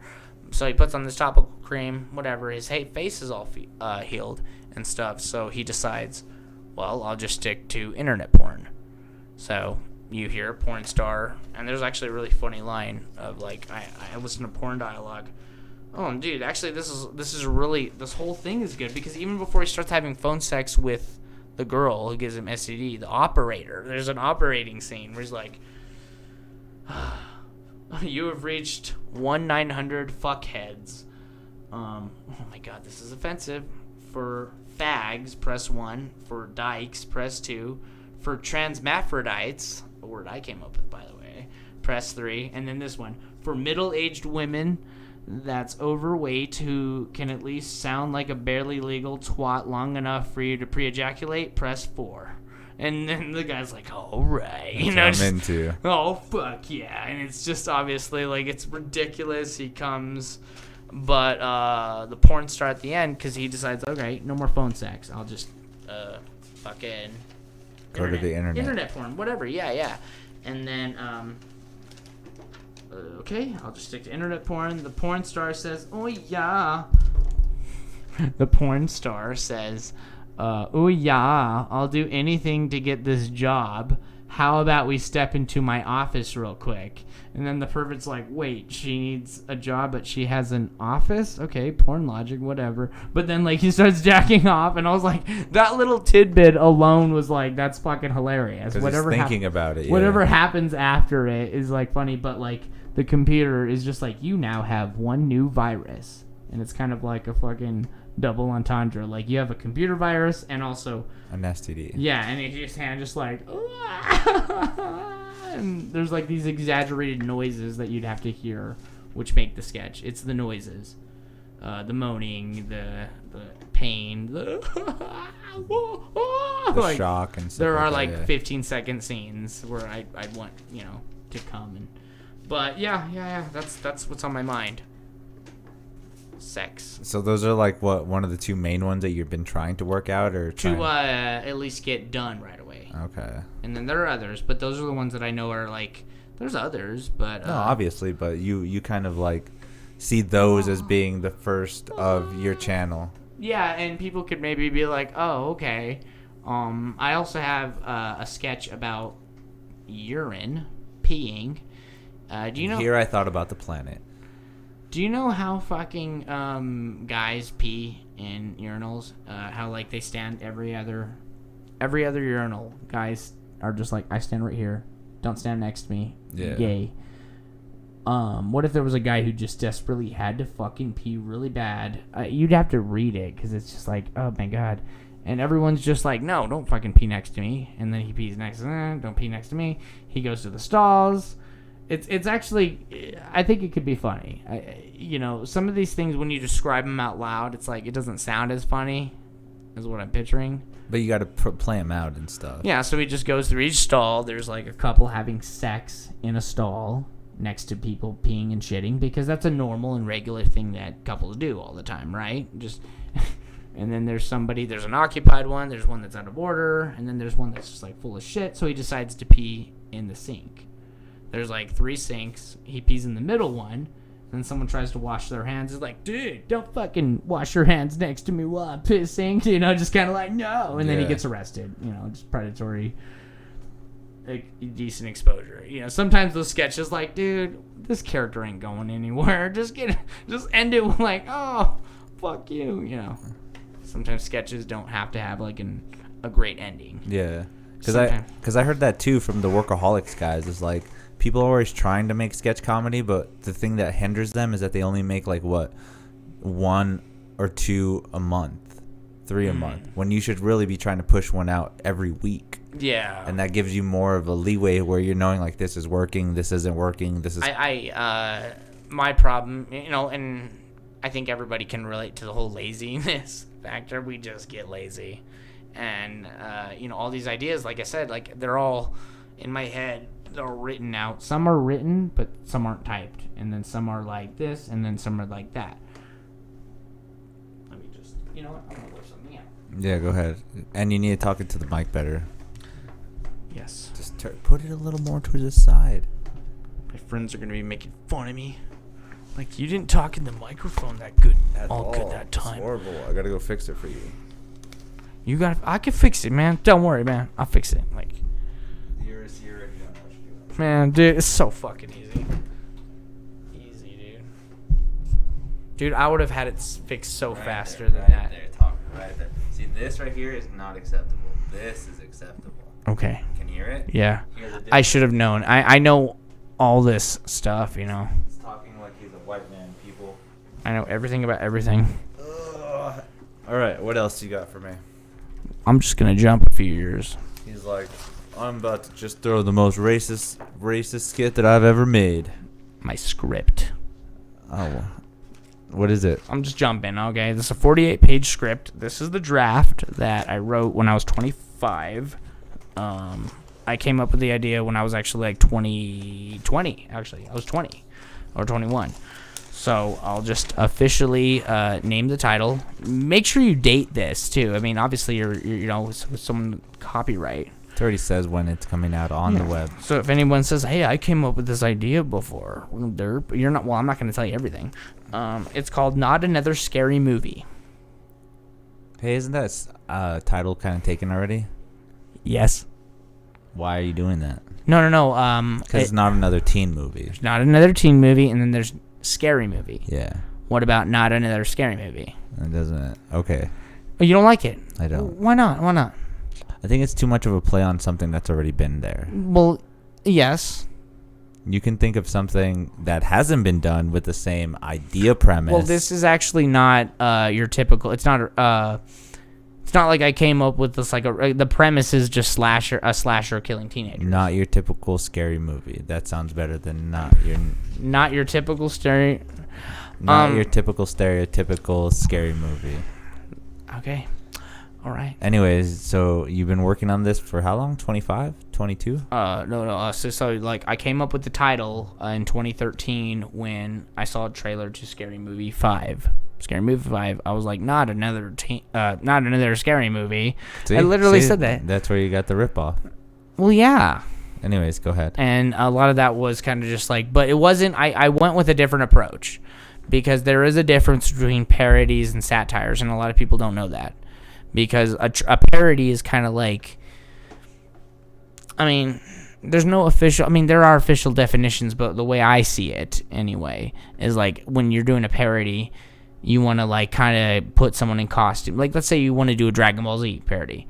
Everyone's in costumes. You got the scenario, the scene, and all you're really doing is just making fun of a scene in that specific movie.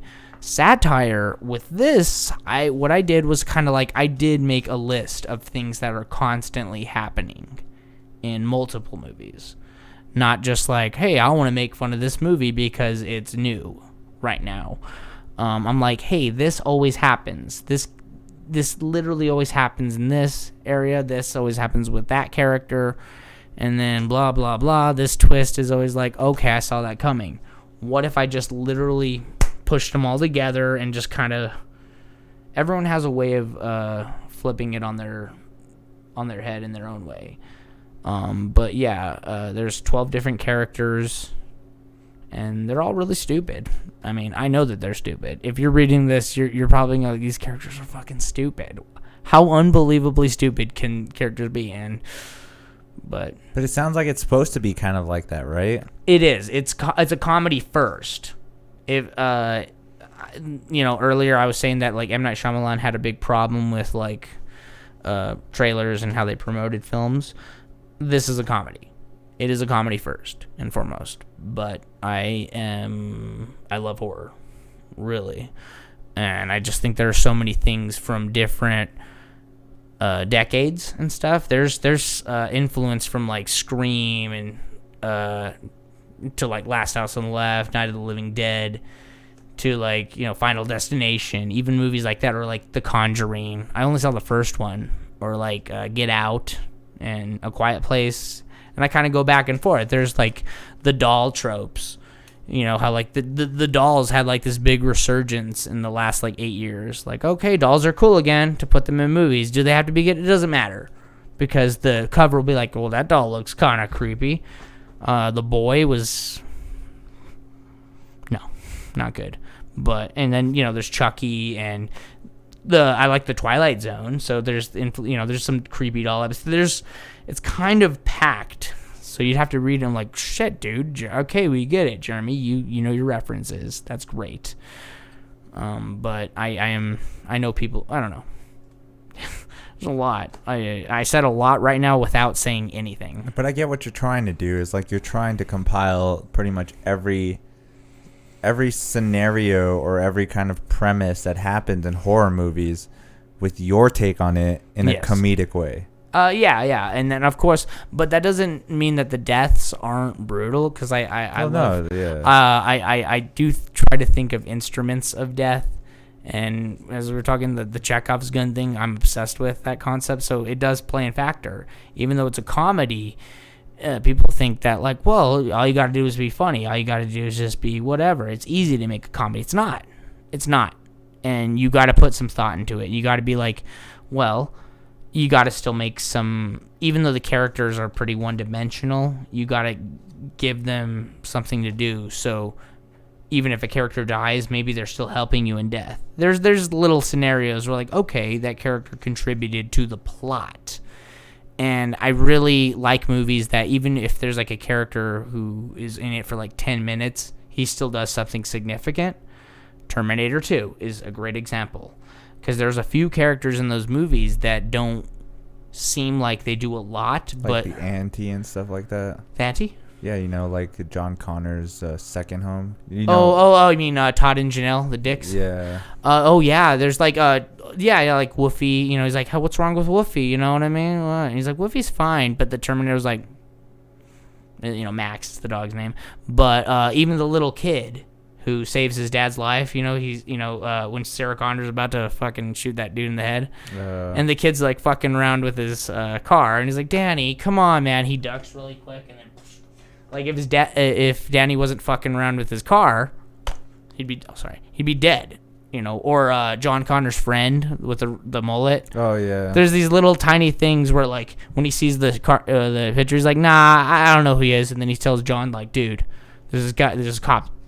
He gives him the leeway to get the fuck out of there really quickly, and then he's out of the movie forever, and I just like those kind of things. Even if a character's stupid, dumb, they don't seem, you know, they got to do something very quickly, and it does affect things to that and that, you know, little things. That's why I love the What If show, because little decisions like that can affect everything, and it blows my mind.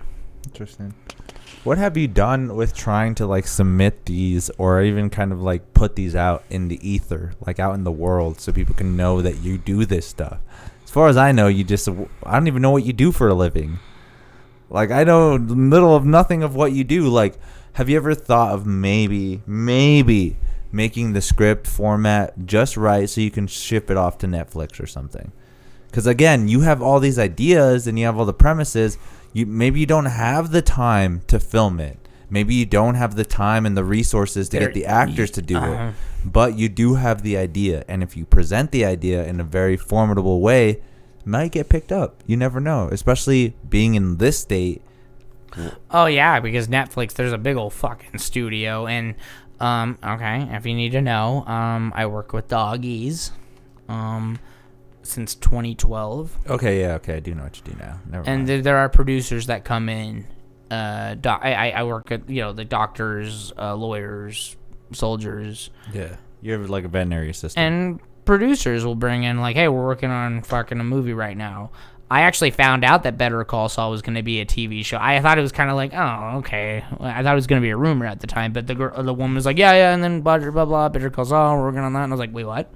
That was like a year before the pilot happened. I was like, wait, that's really happening? Is it? And it's like, no, yeah, we got like 7 or 8 of the writers. Yeah, Vince Gilligan, Peter Gould, like they're all, we're fucking working on this. Shush. Going for it. That's as much as they can tell that it's being worked on. And I was like, what? What's it about? Yeah, we're not telling you ever until you see it. And it was a massive payoff. But the thing that a lot of people still don't know about Bob Odenkirk is that he wrote for Saturday Night Live from 1987 to 1985. And then Mr. Show with him and David Cross, that was like on for 4 years. He's been a busy guy. He's constantly a busy dude. Have you seen Nobody? No, but it does look pretty dope. I was like, dude, fuck yeah. And he's been working on it since like 2017 when like season 4 of Better Call Saul was coming out. And you can tell in season 4 there's scenes where like he's running, you know, when like he's running away from those douchebag, the piñata scene. So it's fucking beautiful. That was visually just amazing. Because what I liked about it is like, remember when they're all hanging upside down? But like the camera's also upside down. So it just looks like it's an odd angle, but you're like, holy shit. It reminds me of Heath Ledger, the Joker, when like he's hanging upside down, but the way Christopher Nolan did it was like the camera was upside down, but like so Heath Ledger just looks like he's like, you won't kill me out of some misplaced whatever, and I won't kill you because you're just too much fun. So it looks like he's doing that, but he's like upside down, but the camera, I don't know, dude. The angles and stuff. I was like, dude, that's fucking scary a little bit. So yeah, and so, I don't know. I look at those kind of things and what are we talking about? You need to submit some of this shit to Netflix. That'd be great. It's an idea. I mean, obviously, it's just something that I think you can hone your skills on. I mean, you obviously know how to write a script. You obviously know how to put plot points and bullet points, scenes. I mean, I want you to borrow this. Okay. Okay. Would you be okay with that? Yeah. I mean, you know, obviously I don't have like a set time limit or anything, but this is the final draft. And I just of that one? Yeah, because this is the draft that I wrote, and a lot of it's different, and we could talk about like how things are different. When you start typing it, you come up with different things, so they are vastly different. Yeah, it's still like characters, slasher, whatever. But it's written in the format of a script. Oh yeah. Obviously they're very, very bad because you still it's not too hard. You just gotta know double spacing really is the big key. You be like, hey. Exterior means outside, interior means inside, blah blah. You're in, you know, like yeah, right now I could be like right now. Interior. Angel's room. Blah blah. A podcast is happening. These are talking, and then you could be like, yeah, Angel says this, he says this, blah blah blah. Jeromy does this, you know, like you're really just describing what's happening. How did you figure that out? How did you learn how to do that? You obviously didn't go to school for it, right? No. So when I was like 15 or 16, I lived in Edgewood, with my homies, and Patrick. oh yeah, he's great. But there's other people. But like no, I wrote comics. They were like little like 2-page little that was weird. No, but they were just adventures that like happened in Edgewood and stuff because it was a shitty small town, and I had like there's like 10 or 12 of my best friends. Maybe half of them I haven't talked to in like years just because life happens, but they played pivotal roles in these comics. Yeah, they were really crappy too. They were really crappy. I for like 2 or 3 years I used a 4-color pen, and it was just like, well, blah blah. That's Jeromy, that's Patrick, that's whatever this guy, that's Irvin, and then all I did was just like, hey, remember that one time you said this stupid thing and I was like mad, and that's really all my comics were. Was just like pulp, you know, because I mean people don't know what Pulp Fiction where it comes from. They're just kind of like, because pulp magazines and stuff, pulp things are just kind of like a series of things, and eventually what I would do is like I would get a situation, like let's say you did something, okay, and it was completely unrelated to like what Swerve did or something. You did this, you did that. My whole thing was like I need to put both of these scenes in a comic or something, but connect them. And when you connect them, you kind of come up with something original. You know what I mean? By like connecting to true events. And then I don't know. It was just something that I did. And then, but after a while, my comics were very fucking. Nothing was happening. Just bubbles of people saying things and people just standing there. And I'm like, dude, nobody wants that in comics, you know? Like they want to see like good drawings. They want to see action and stuff happening. They don't want to just see people talking. So I'm like, just learn how to write a script, you know, and just have like 2 people talking for 10 minutes. Be like, hey, they're talking about this. Because talking scenes, I enjoy them a lot. And I think like your podcast, that's why like I think like it would be good because we're just talking, you know. And I think like a lot of movies have a lot of improv and just like, hey, let's just talk, and you find out facts like, hey, that wasn't in the script. They just started talking about it. Yeah, ideas, something always comes up like because that. of like you give them a concept like, hey, start talking about I don't know, Reservoir. Remember on Reservoir Dogs, the opening scene. I looked up the script to that when I was like 20, 21, and I was like, I wanna know how they format shit and stuff. And I looked at videos on how to like format. But I also looked at my favorite movies. A lot of them are dialogue-y. And I was like, how do you do, like, okay, one character. Clerks is, like, one of my favoriteest comedies ever. It's, you know, and him and Kevin Smith and Quentin Tarantino have, like, different approaches. And the thing is, when you look up a script, there's no specific way to do it. You can borrow elements and be like, okay, he does it like this, and I like that. He does it like that. All that's important is that first and foremost, you can read it. And then maybe when you show it to a couple people, they're like, okay, I get what you're saying. there. Because they're the people that are making the movie. Once the movie's made, the viewers don't have to worry about the logistics about how it was made. They can look it up and be like, wow, all this rough draft, it looks so shitty, but whatever. I can't believe it was on legal pads. You know, and then the name started off as Jump Scare Flick. Nah. Really bad. And now he's like, not another scary movie. Yeah. Not another traumatic, dumb, scary movie. But, I mean, the characters are dumb, so I just, and there's a lot of, I think you would read it, and I haven't I haven't really said anything. I've said a lot without saying anything. And I like that, because with my comics, too, like, I would tell my friends just like, hey, yeah, and then you die in this comic, and then this happens. But I've been very secretive about things. When I started writing sketches and scripts and stuff, I'm like, I don't want you to know what happens. You will have to read it if you want to know what happens. If you don't like it, whatever, that's not going to stop me. Honestly, like, all you have to do is just say, like, stop doing everything you're doing, and I'm going to keep doing it. And you just got to do it more, too. Yeah. That's the other thing, too. It's like everyone always can, like, I know you have that excuse, but it shouldn't be an excuse. Lazy. Exactly. And that's always the hardest part. Like I so- totally get that too. And like so, as I was saying with Kevin Smith, he was saying, you know, people are like, "Do you ever get writer's block?" And he said, "Personally, no." And he wasn't like being a douchebag or anything. He said he gets writer's lays. And I'm like, all you had to do was say those two words, and like I understand it, because he's just like, I just watch a lot of TV, man. I just.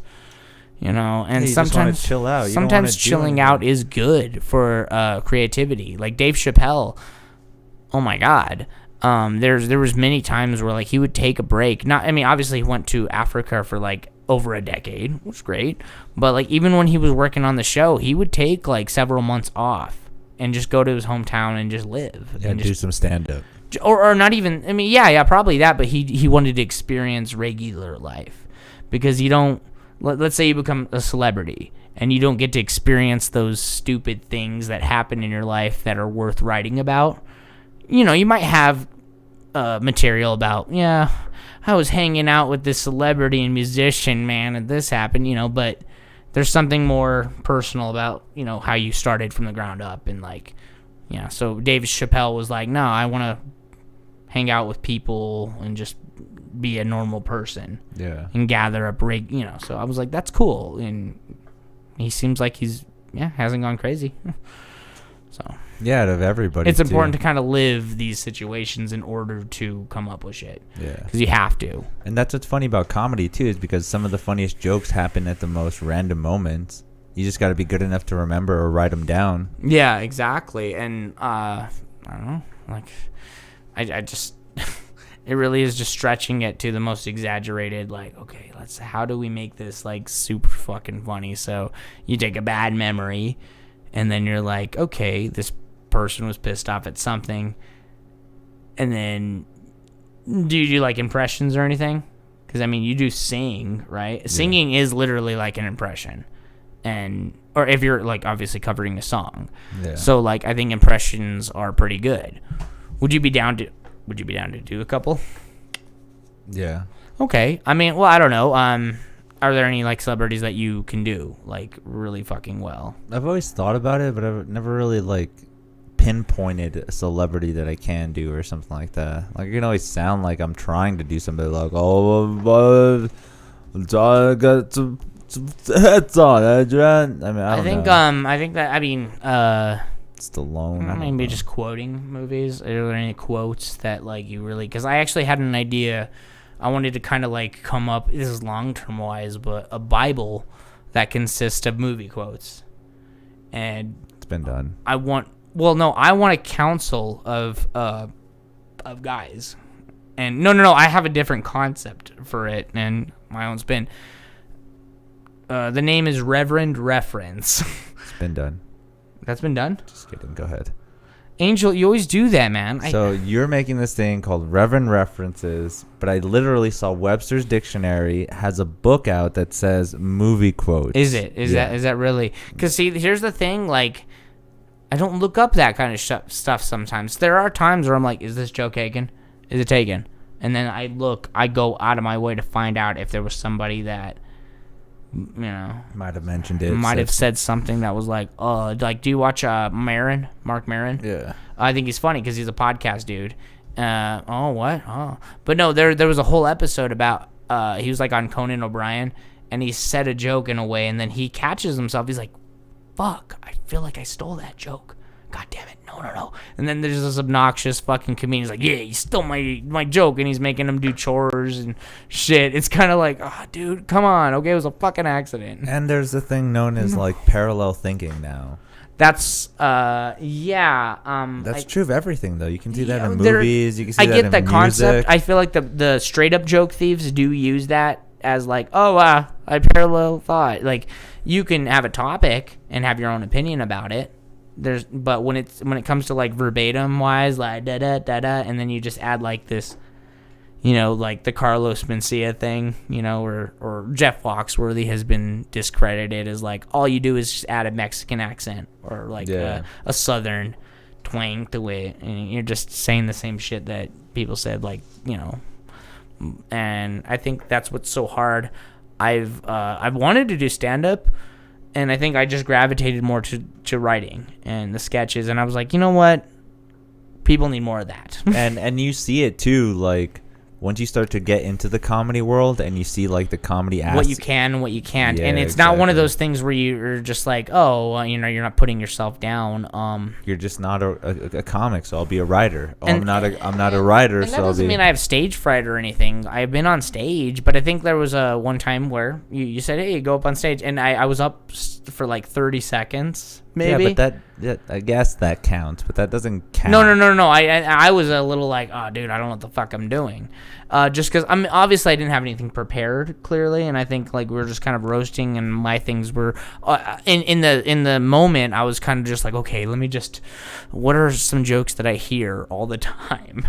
In 10 seconds, I was like, oh, I'm Angel. I have a podcast. Irvin. Oh, I'm Arab. Oh, Tyler does cocaine. You know, like just like, you know, like all the jokes that I was like, okay, you guys have said that joke before, and you know, and like different sentencing. And obviously I could have dragged it on, but I was just like, my whole thing was like, yeah, you guys need to come up with more jokes, you know. You guys are just saying the same shit. So yeah. And obviously being a douchebag, like, bye. And then you were just like, that was the greatest 30 seconds I've ever heard. And like, it's a roast. People don't get it though. Sometimes people just don't understand. Why are they being so mean? Are you guys fighting? And you're like, oh, dude, just shut the fuck up. You don't get it. You just don't get it. Yeah, So. I mean that's kind of the beauty of being a comic, or like knowing about like creative writing and shit like that. So like, I think hanging around you guys was like, oh shit, I can take a joke now. I physically feel like I can take a joke. and we've done that to each other so many times, where it kind of feels in the aspect where we're kind of trying to pick at each other to start a fight. And then like somebody I won't mention was just like, yeah, just say this to Jeremy and he will get mad. But you have to try to keep that. Like, oh come on, it was after, you know. Yeah, that's why I feel like if you keep it going, that's where you develop more wit and humor. Mm-hmm. So even though it does seem hurtful, hateful, disrespectful, whatever, you can't just go with the vague topic of just like, oh, just say this because it'll totally trump everything. Because and then again, it's just kind of like, well, you know, it's just like, well, fuck, he doesn't know it. Like it's like, hey, man, another, like, a lot of comebacks start with the word at least. They'll be like, well, at least I have a job. Yeah. At least I have a car. Or a comparison. I have a girlfriend at least. Yeah. That's when you know you're like, oh, dude, your comebacks suck, dude. When you go that route with like, I have done this before and I'm better than you at this, because, you know, it's just like, well, dude, you're just, okay, it's not the best. Okay, yeah, you know. So. Yeah, I know, right? That was, humming. was it weird and awkward now? No. But yeah, All right, let's play some music so we can end this podcast. okay. I'm getting kind of hungry too. But so Jeromy is also a musician. If you guys wanted to check it out, go check out our last few podcasts. We've played guitar. The last one, I was pretty drunk, only because like I used to be a pretty big alcoholic. If you look at them, well, I know I've cut down a lot, but I like to rock and roll. Yeah, that was pretty funny. I think I had the excuse too. I was like, I'm too wasted. I don't know the song. I was like, God damn it. You know, and there were some songs. I think instead of explaining this time, I'm gonna just play them. Like I'll replay a couple of them. Go ahead. Grab yourself your guitar and we can get some playing going on. Yeah, urinate. Really? God damn it. Well, let me go ahead and give you a few messages from our sponsors. We can cross the streams. Santa Fe Brewing Company, thank you again for providing the beer tonight. Unfortunately, I had to pay for it myself, but it was still worth. Jeromy paid for it. Sorry, Jesus Christ. The one time he pays for something and he tries to take credit for. So yeah, that was brought to you by Jeromy, Santa Fe Brewing Company. If you're in New Mexico and you just want something to drink, let me tell you, Santa Fe Brewing Company is the place to be. They have this great beer, the 7K IPA. Horrible, but the best part about it is that I'm getting drunk. So, I mean, I've never been a really big fan of the way beer tastes. I just like drink it because it obviously does this effect. But if you were to drink anything that has good taste, I would say drink wine or drink mead. What else is good? Some kind of like sweetened alcohol. So like, you know, those Smirnoffs with those colors in them, you know, like cherry, watermelon. Those are acceptable in a good way. Also, sure, go ahead and Hear me without that microphone. no, you should be fine. Anyway, yeah, I can totally hear you crossing streams. Anyways, thank you for joining Jimo Kiri. I'm not sure if I'm pronouncing that right. Oh, Yeah. Any comments? Give us your question. Let us know your question. I don't know who here. Heart missing Eve and Flo. Is that somebody you know? Flow. Even flow. That sounds like a fucking. I feel like Pearl that. Jam bullshit. I feel like somebody you know, but Let me see. Jim O'Corey did mention, can you answer extremely difficult question? Well, if you can give me the difficult question, I would like to answer. I mean, go ahead. What? Why I'm an idiot? Whatever. Anyways, let's go grab that guitar. We're about to hear some of Jeremy's solo project music. All right. Jeremy, you've been playing guitar for about how long now? 2005. So 20 years-ish. Really? And they're still that bad? Damn it. Oh, man. You're pretty bad. Damn it, dude. You should be better. You should be way better. Life is fucking my shit up right now. Like you just said, that whole scene that you just said, it's just being lazy. And look at that. You're already tangled up in the chords. Jesus Christ, bro. You're worse than the 80s glam metal singer. Wait, who? Da da da da da. All right, let's see. If you have to F two people with the combined age of 30, how old would they be? Oh, wow. Oh, shit. So both of their ages when they combine. First of all, I would not have sex with somebody that has the combined age of 30 because then that's like a genetic modification, and that's I mean, two 15-year-olds. Nobody could hear you right now, dude. You're talking into nothing. I bet you I'll look back, man. I'll be pissed. I'll be like, God damn it, Jeremy. What, man? You know. Can you hear yourself? Are you getting some better feedback? Damn. Who needs to hear me talk when they could just hear me rock? So remember where your camera's at? Camera's right there. The bottom one. So play us something that you've been working. Have you been working on anything? Yeah, but it's all like in lower tuning. Oh, really? Like just drop D or something? D flat. Oh, okay. I typically play in that tuning because it's really good. So whole step down. A whole half step down. With a drop two. So we're in standard. Don't do it now. Do you just want to tune it really quick and then play it? Or? No, we're gonna play. Oh wait, the lowest. I'll drop D. I mean, definitely I'll put it. Yeah, so we kind of get the idea, but I don't want you to put it in perfect tuning. But I'm a perfectionist. You're not, but okay. Give me that high E again. That's low E, but there you go. It's high up there. All right, show us what you got, Jeremy. Show us your song that you've been working on. I gotta lower it, dude. It'll be fast, dude. You don't have to lower it. I do. See, this is where you would be a better musician if you didn't have to lower it.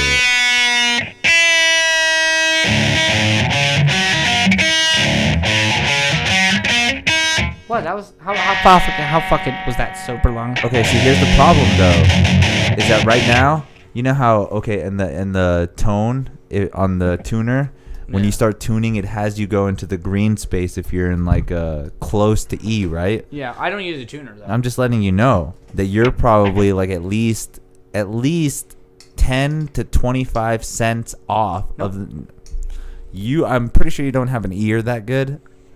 I know you think you do, but you're basing it off of your 5th fret. No, I really am not, dude. No, I have a synthesizer and a piano. So you can literally. So I can. I personally think like when it comes to the ear thing, I'm not like trying to be a douchebag, but I think I'm really good with that. Maybe. You always do that. I think you probably have like relative hearing, not like good perfect pitch, but at least you know kind of the area of it. Yeah. I'll give you props on This that. is gonna be one of those interviews like, yeah, whatever you say, man. Yeah. I give you the Bro, props. I'm like Dave Grohl or Howard Stern right now. You can do stuff that I can't do. That's for sure. No, I can't, man. I mean, obviously, tune a half step down. All right, play your song. Play your half step down song because it's so fucking different from fucking regular. Exactly. Oh, dude, Zam, I'm trying to tell him. So.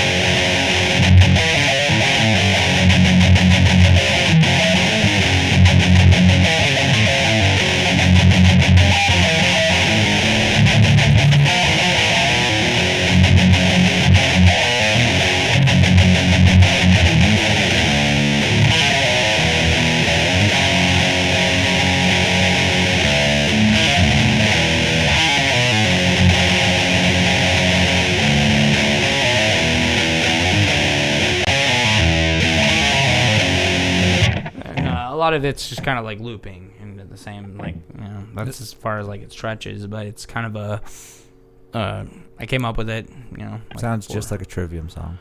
Actually, it's cool. Yeah, like the beginning, like after I learned it, I was like, that kind of sounds like The Deceived a little. Yeah. And, you know, and Dun, dun, dun, obviously dun, they're a dun, big dun, influence dun, on me. dun, dun, dun, dun, dun, dun. But that chunk Get out of here, cat! It's kind of like a System of a Downy kind of thing. Yeah. And it's not like I try to come up with things like, I want to sound like this. If it accidentally sounds like it. You're influenced by them. That's why it happens. Yeah, it does. That's the main reason. I hear it all the time. I'm playing too, so don't That's even cool, man. discourage yourself. What else you got for us, Jeremy? He's like, oh, go put back in normal tuning now. Actually, I got to put it in. No, I'm just joking. No.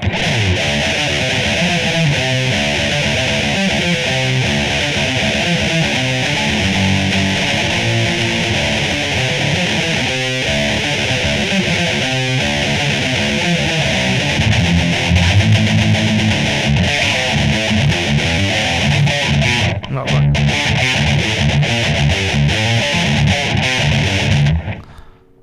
I was practicing it. Good. Keep going.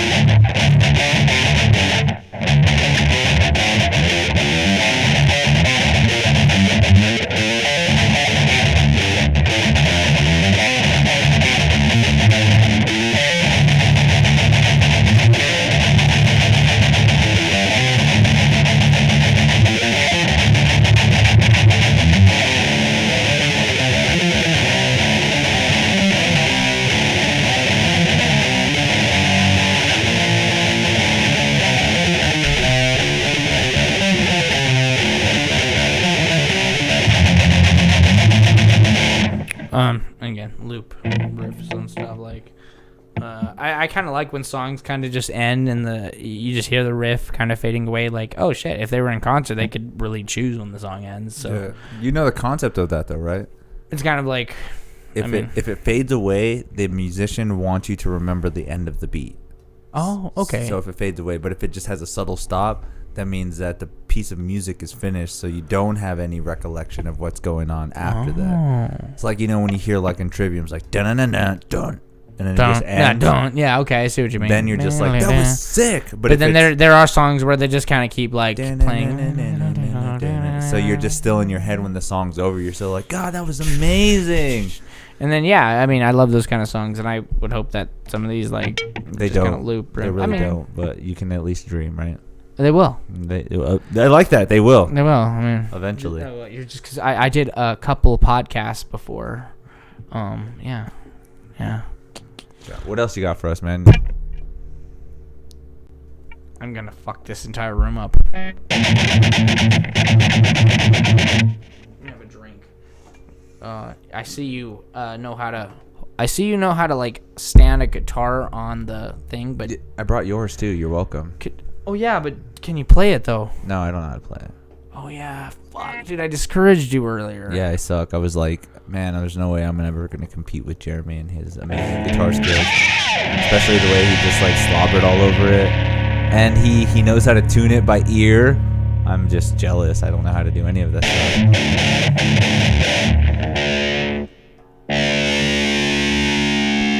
Play it. Do it. No, I'll just do an exercise real quick. So this is how Jeromy exercises.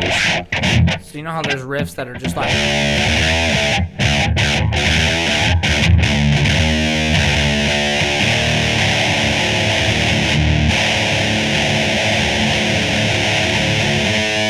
And you're just like, dude, play fucking more notes.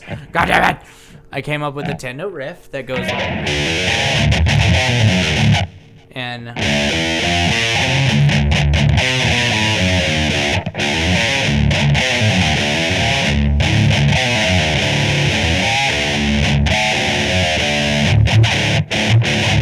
Seems like you need to practice that riff a little more.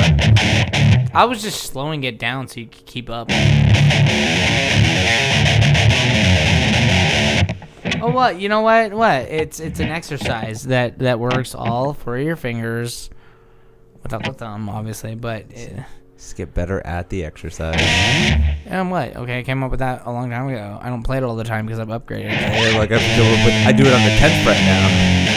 And then there's this one. I'm gonna play it slowly.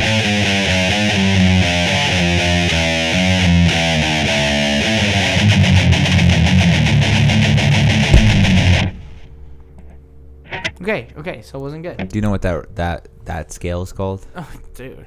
Of course, man. Oh, you're so. Why don't you tell these guys? So naive. So I'm not naive. Technically, he's not playing any other notes. He's playing every note in the line. Well, yeah, obviously, but it's still a good exercise. It's called a chromatic scale. I see. So he's not skipping any of the notes because usually in a chromatic scale you play every note individually. That's exactly what I've been trying to get at, dude. Yeah, so that exercise is in the chromatic key. Okay. I don't know exactly. I think you start on what, 5 or 6? 7. 7. He starts on 7. He doesn't even know, dude. 7. So if he starts on 7. So.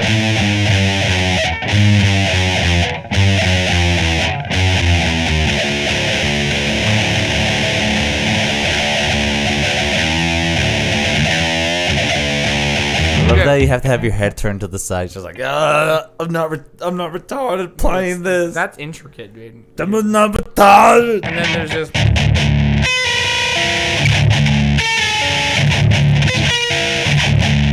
If they're done right, that they sound cool. Like That's cool. You know, people like, okay, I get it. You're top fucking amazing. I give you that pop. That sounded cool, so that's why.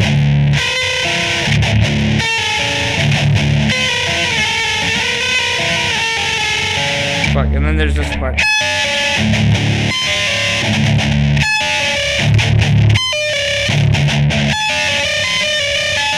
Dude, you look like you're ready for fucking Suicide Silence, dude. Yeah!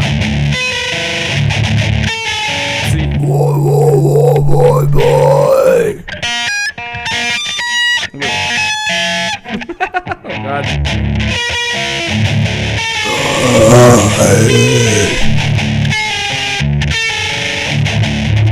My wife got pregnant. Oh, God. Turns out I'm not the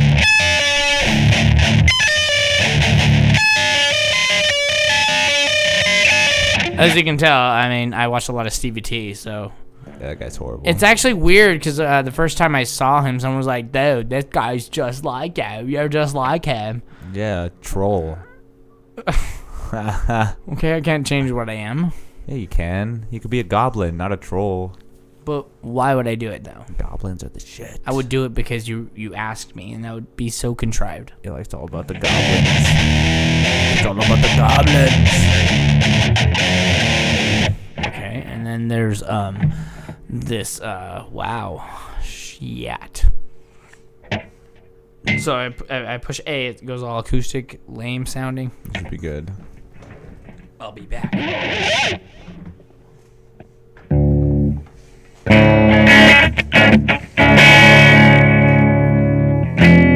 Sounds like Creed. I actually love Creed. I don't give a fuck what anybody says. I hate Creed, but I love Mark. Oh yeah, no, Tremonti. Yeah. Of course. No, you said you love Creed, you fag. I do like Creed. But I don't. Okay. This is where we differ.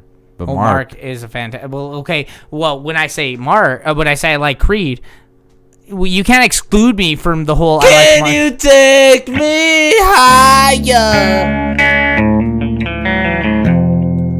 See, the fact that he knows how to play that is just horrible. The cold sensation.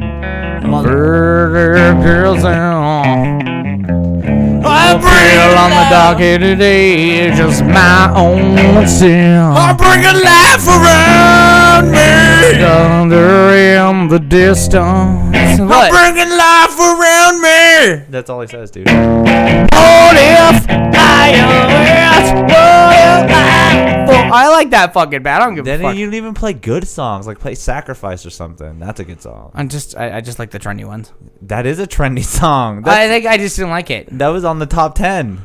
Oh, okay. I'm a sacrifice. Well, okay, was it on a horror movie? Okay, actually, no. I'm glad that you bring up Creed. Actually, this is something I want to bring up in my script because there is kind of a moment where I do pay homage to the late 90s, early 2000s movies like Scream, I Know What You Did Last Summer, The Faculty, Final Destination. What's one thing that all of them had in common? Rom-com.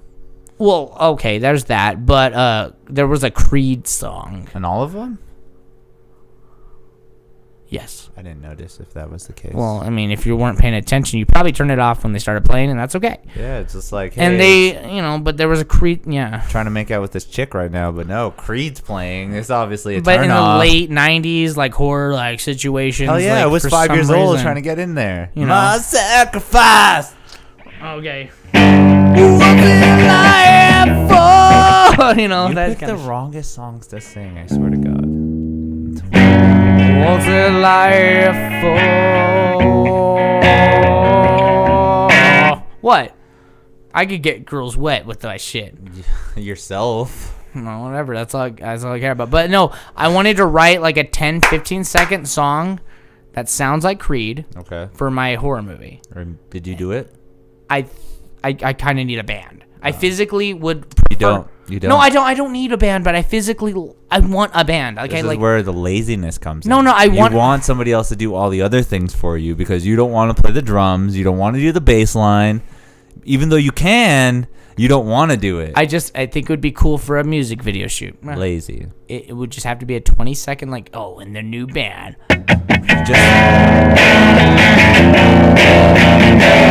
Like some fucking. Yeah, just do you with different wigs. I'm not fucking Wolfgang Van Halen here. I can't record every fucking. You can. You have a drum set. I'm not good. Get better. Jesus. You're an asswipe. You I love how you make fun of me, but you have more equipment than I regret do. this. You know what? This is gonna be one of those podcasts where I just walk out and people are gonna see me. They're just gonna be like, "What happened?" They'll be like, I thought you had a wig. It's gonna cut off, and they'll be like, "Are they not friends anymore?" What happened to your wig? Fuck it. You know what? You're boring me, actually. We're actually hit 2 hours. I think I'm done here. Do you have anything? Let's jam right away. Put an E. Okay.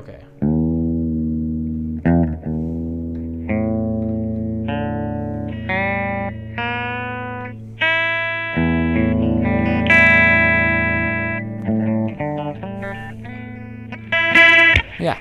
I still don't think that's correct, but hey, whatever. We're here. This is MuseMe TV. We play stuff off the cuff. Are you gonna get in like okay? You know, I'm gonna get in rock and roll mode. Oh, I talk too much. Okay, yeah.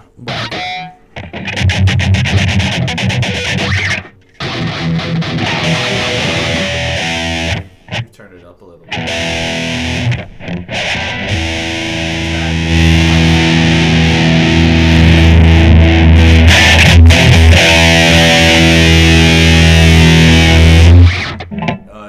this. Watch.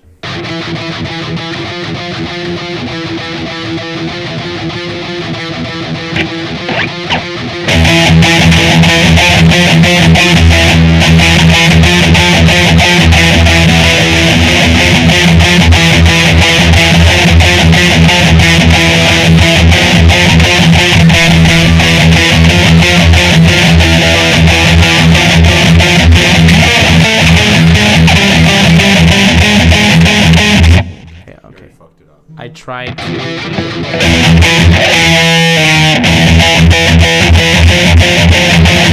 I see what you're doing. I was.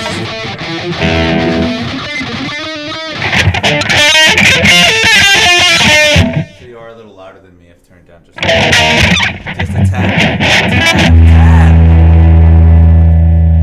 Try.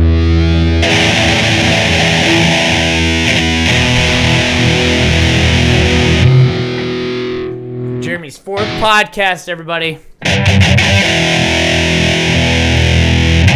What's like something like pretty simple, like Embers Inferno. I don't want to play that. Do you know the intro to Entrance of the Conflagration? I don't. Jesus. What the fuck? Just play the mechanics. It's like the Four Horsemen. You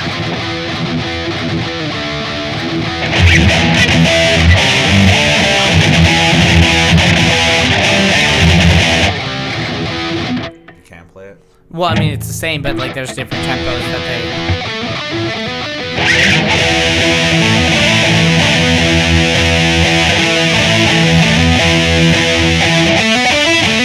This with my woman.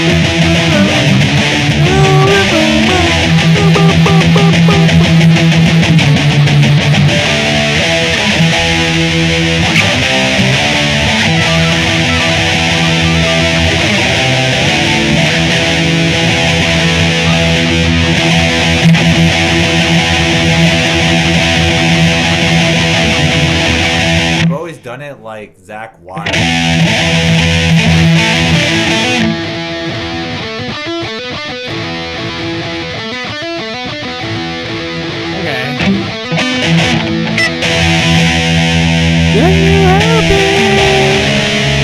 Oh my god. Did you ever see that video of Darren Malakian from System describing like his first song was Iron Man that he learned how to play, but he didn't know how to position a power chord, so it sounded like this.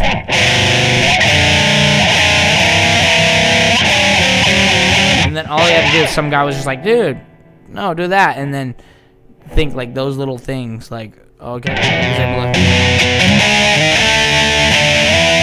So it's, I don't know, those little kind of things. I like those moments where it's like, who the fuck was the guy that made you fix your finger a little bit? Because if it wasn't for him, like, who knows how long it would have taken for you to figure out things like that. And that's cool with Darren, because he plays more like rhythmic, kind of riffage style. Oh yeah. Oh That's no. so What I cool. love about him is that like, I mean, Scars on Broadway, I fucking love. Yeah, it's a good band. Guns Are Loaded is a great song. Chemicals. Huh? I like. Oh that no, song, Chemicals is great. yeah. And then the song "Fucking," just straight up "fucking." Yeah. They're fucking. And then Till the End. That's a good song. There's some really good songs. And the thing is with Darren is like that. Those would have been System of a Down songs. But you know, and he's like, well, fuck, I'm not gonna wait on Surge, so just produce them. I'm like, good, dude, do you, man? Fucking A. That's how good they were, though. Is that like people expect them to do it together? Yeah, and they didn't need to. I mean, Surge has made some great albums, you know, since. I mean, I liked Elect of the Dead when it came out. I was like,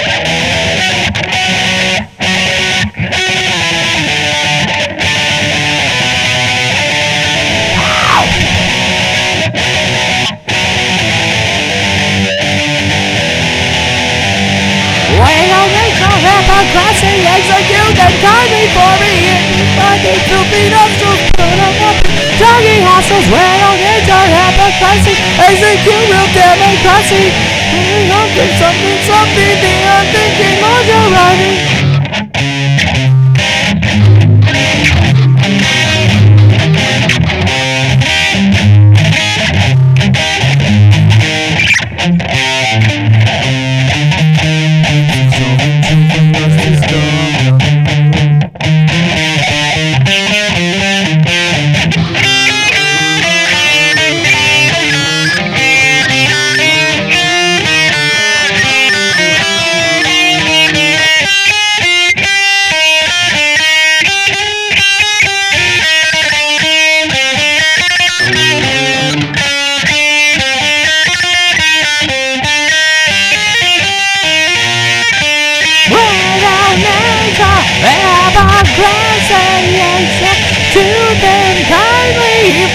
Hey! Take the bottle of me, nostrils in the open, doggy hostile.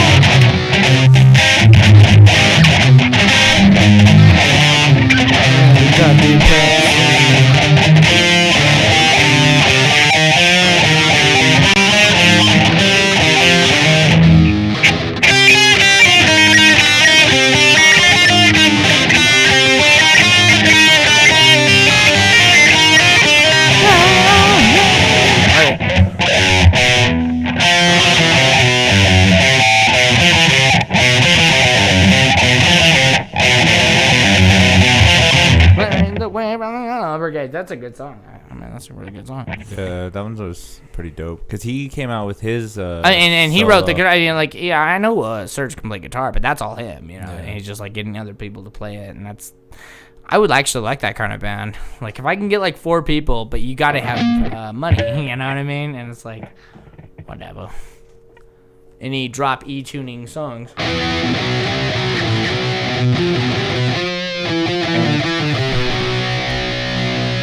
Dude, man, if you need a lead singer, I'm there. Check this out. Ride the tiger, you can see his stripes, but you know he's clean. It's a Ronnie James Dio song. Yeah, that's a James Dean song. Yeah, I know. Ronnie James Dio song. Yeah, James Dean. What? Right, James Dean. Did you help write it or something with No. Kyle Gass? I thought you were like trying to play fucking Eye of the Tiger at first. Oh. C. That's what happens when you know key signatures.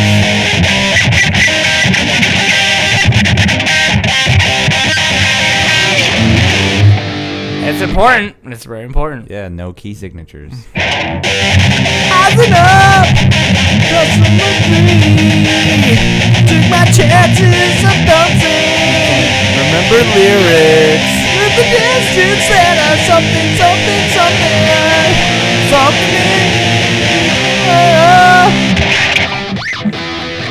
You're so stubborn. You know. I know a key. That's like me telling you to make sure to downpick all of your master puppets. So we don't talk about that. Yeah, because he can't. I was too busy. No. Yeah,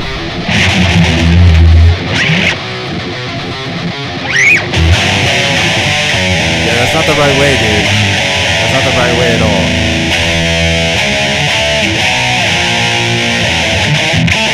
That's how like a mentally handicapped DBT would do it. Oh yeah, that's you. Alright, well.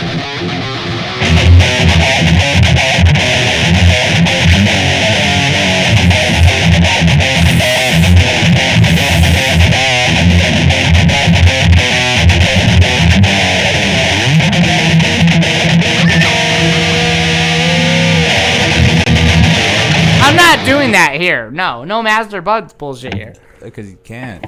No, I just don't need to. It's like everybody knows how to alternate pick. That's how I learned. Okay. It's alright, dude. That's way off, but you'll get that. You'll develop that muscle eventually.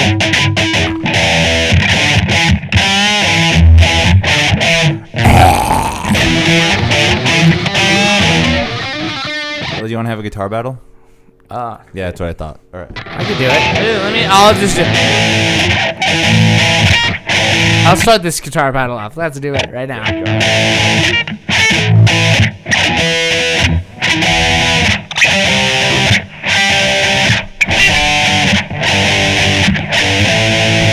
Let's do it. Come on.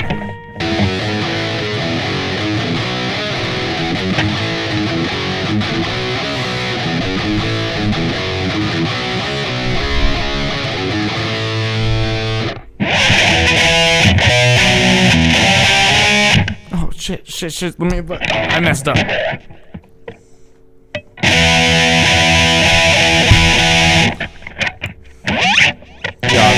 You obviously know who's superior in the room. Look, that's cool, right?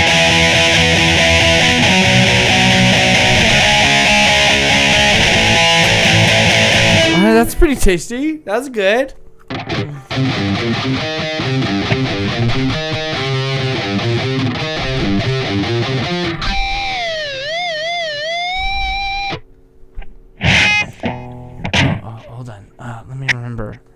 it's like 3 chords.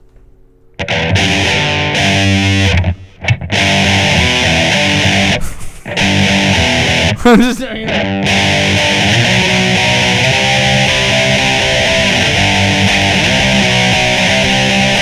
That's so fucking tasty, bro. Way tastier than your fucking shit. Here we go. This is how tasty you can get, dude.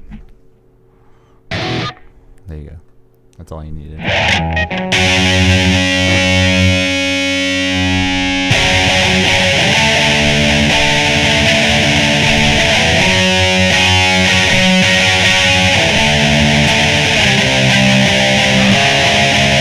You guys are looking right now. That's the face he makes when he's having sex. Oh, you would know. Fucking cuck. That's why they're so fucking horny. That's why they're trying to get horny. That's why they're fucking dripping. So they're like right now when they see this, they're like, girls don't like guitar playing. they're just like, No. well, they don't like your guitar playing. They don't like. No. Yeah, I don't know what girls you're impressing, but I've been complimented multiple times. I mean, I have, but let's face it. They'll be like, "Oh, he's talented." I'm still not gonna show you my pussy. To you. Sometimes I just want to see the pussy. Sometimes you don't work hard enough to see the pussy. This is a lick that gets you to see Actually, the pussy. I play. This is how you. I can play that in like 5 seconds, dude. Shut up. But you know what? No. This is one.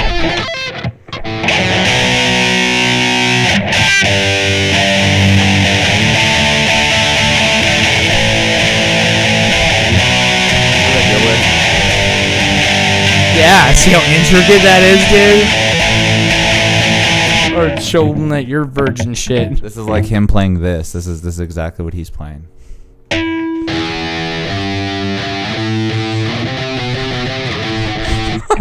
Wait. Wait, how do I do it again? You watched that video, you idiot. Wait. I'll get it. No, you don't got it. It's this. It's this. Horrible. What? It looks like a headbang. You don't have it in the right spot.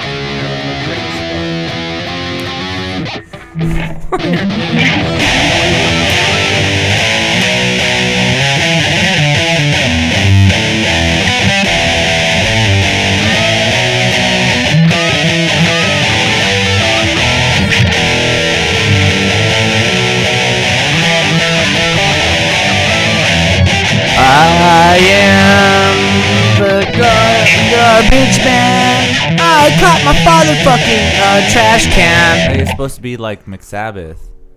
Have you ever heard of McSabbath? I've heard of McBeatles.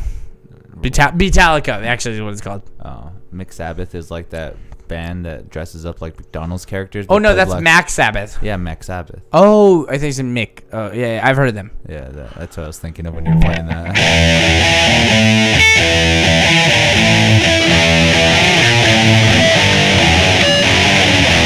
Say your prayers.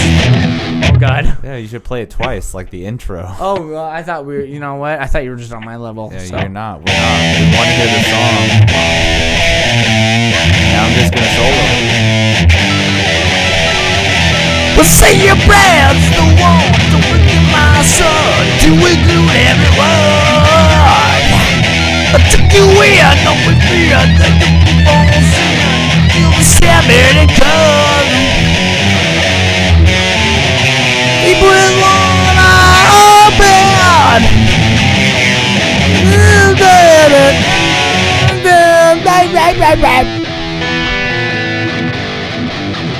Have you ever, you know what? You like the Ben Stiller show? There's actually a funny sketch of the Ben Stiller show where they're making fun of the song Inner Sandman. And there's some funny, it's fucking hilarious, dude. There's like Annie Dick, obviously Bob Odenkirk. That's, Bob Odenkirk, it's a good fucking song. And Ben Stiller, it's fucking hilarious. You'd have to see it. And they're making fun of Inner Sandman. Dope. And it's funny because, like, do you ever, like, listen to songs and they're, like, satirizing a song or whatever, like a theme? Like, let's say Star Wars. I'll play, like, the you know. Wait.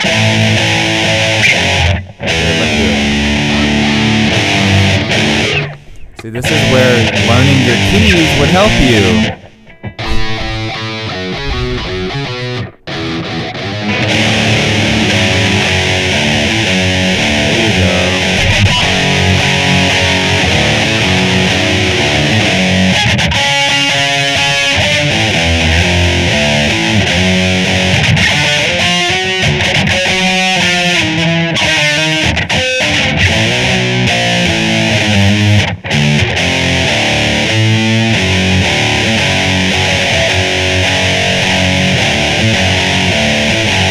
So there's that riff, but I don't know if you've ever watched, like, I mean, there's a lot of shows where they're like, oh, let's satirize Star Wars, but with, dude, international copyright, you can't do the exact riff. So instead of playing,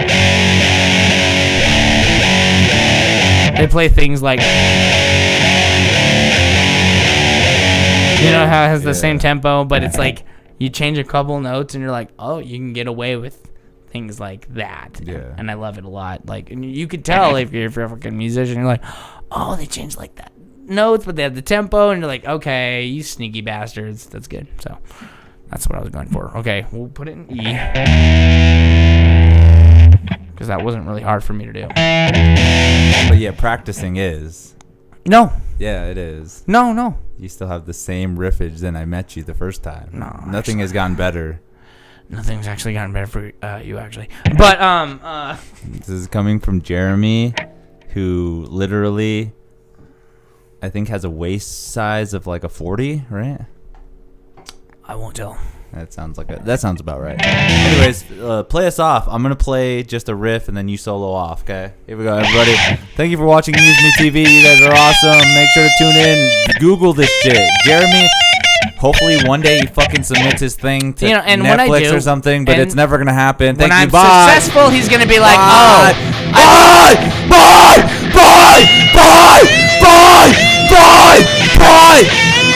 Buy my merch right now. Buy my merch right now! Buy something!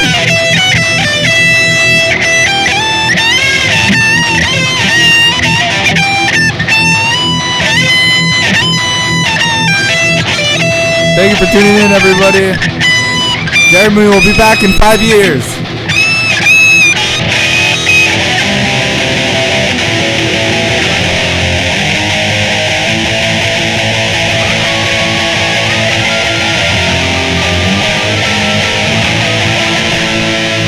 Alright, I think it's time we tell them. To end this off, I think we should tell them.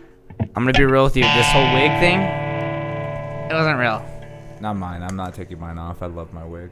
Thank you guys for joining. You guys are awesome. Make sure to subscribe, MuseMe TV. We will literally try to get this fucker to submit something somewhere, so. I'm wearing a fake wig right now, okay? Right. I'm just not taking this one off. guys are I was wearing a wig over a wig, okay? A wig. I A wig. played guitar before. A wig. Okay? A wig.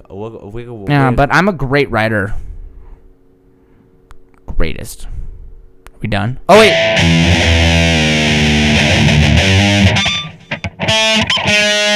Wait, hold on. I can do it.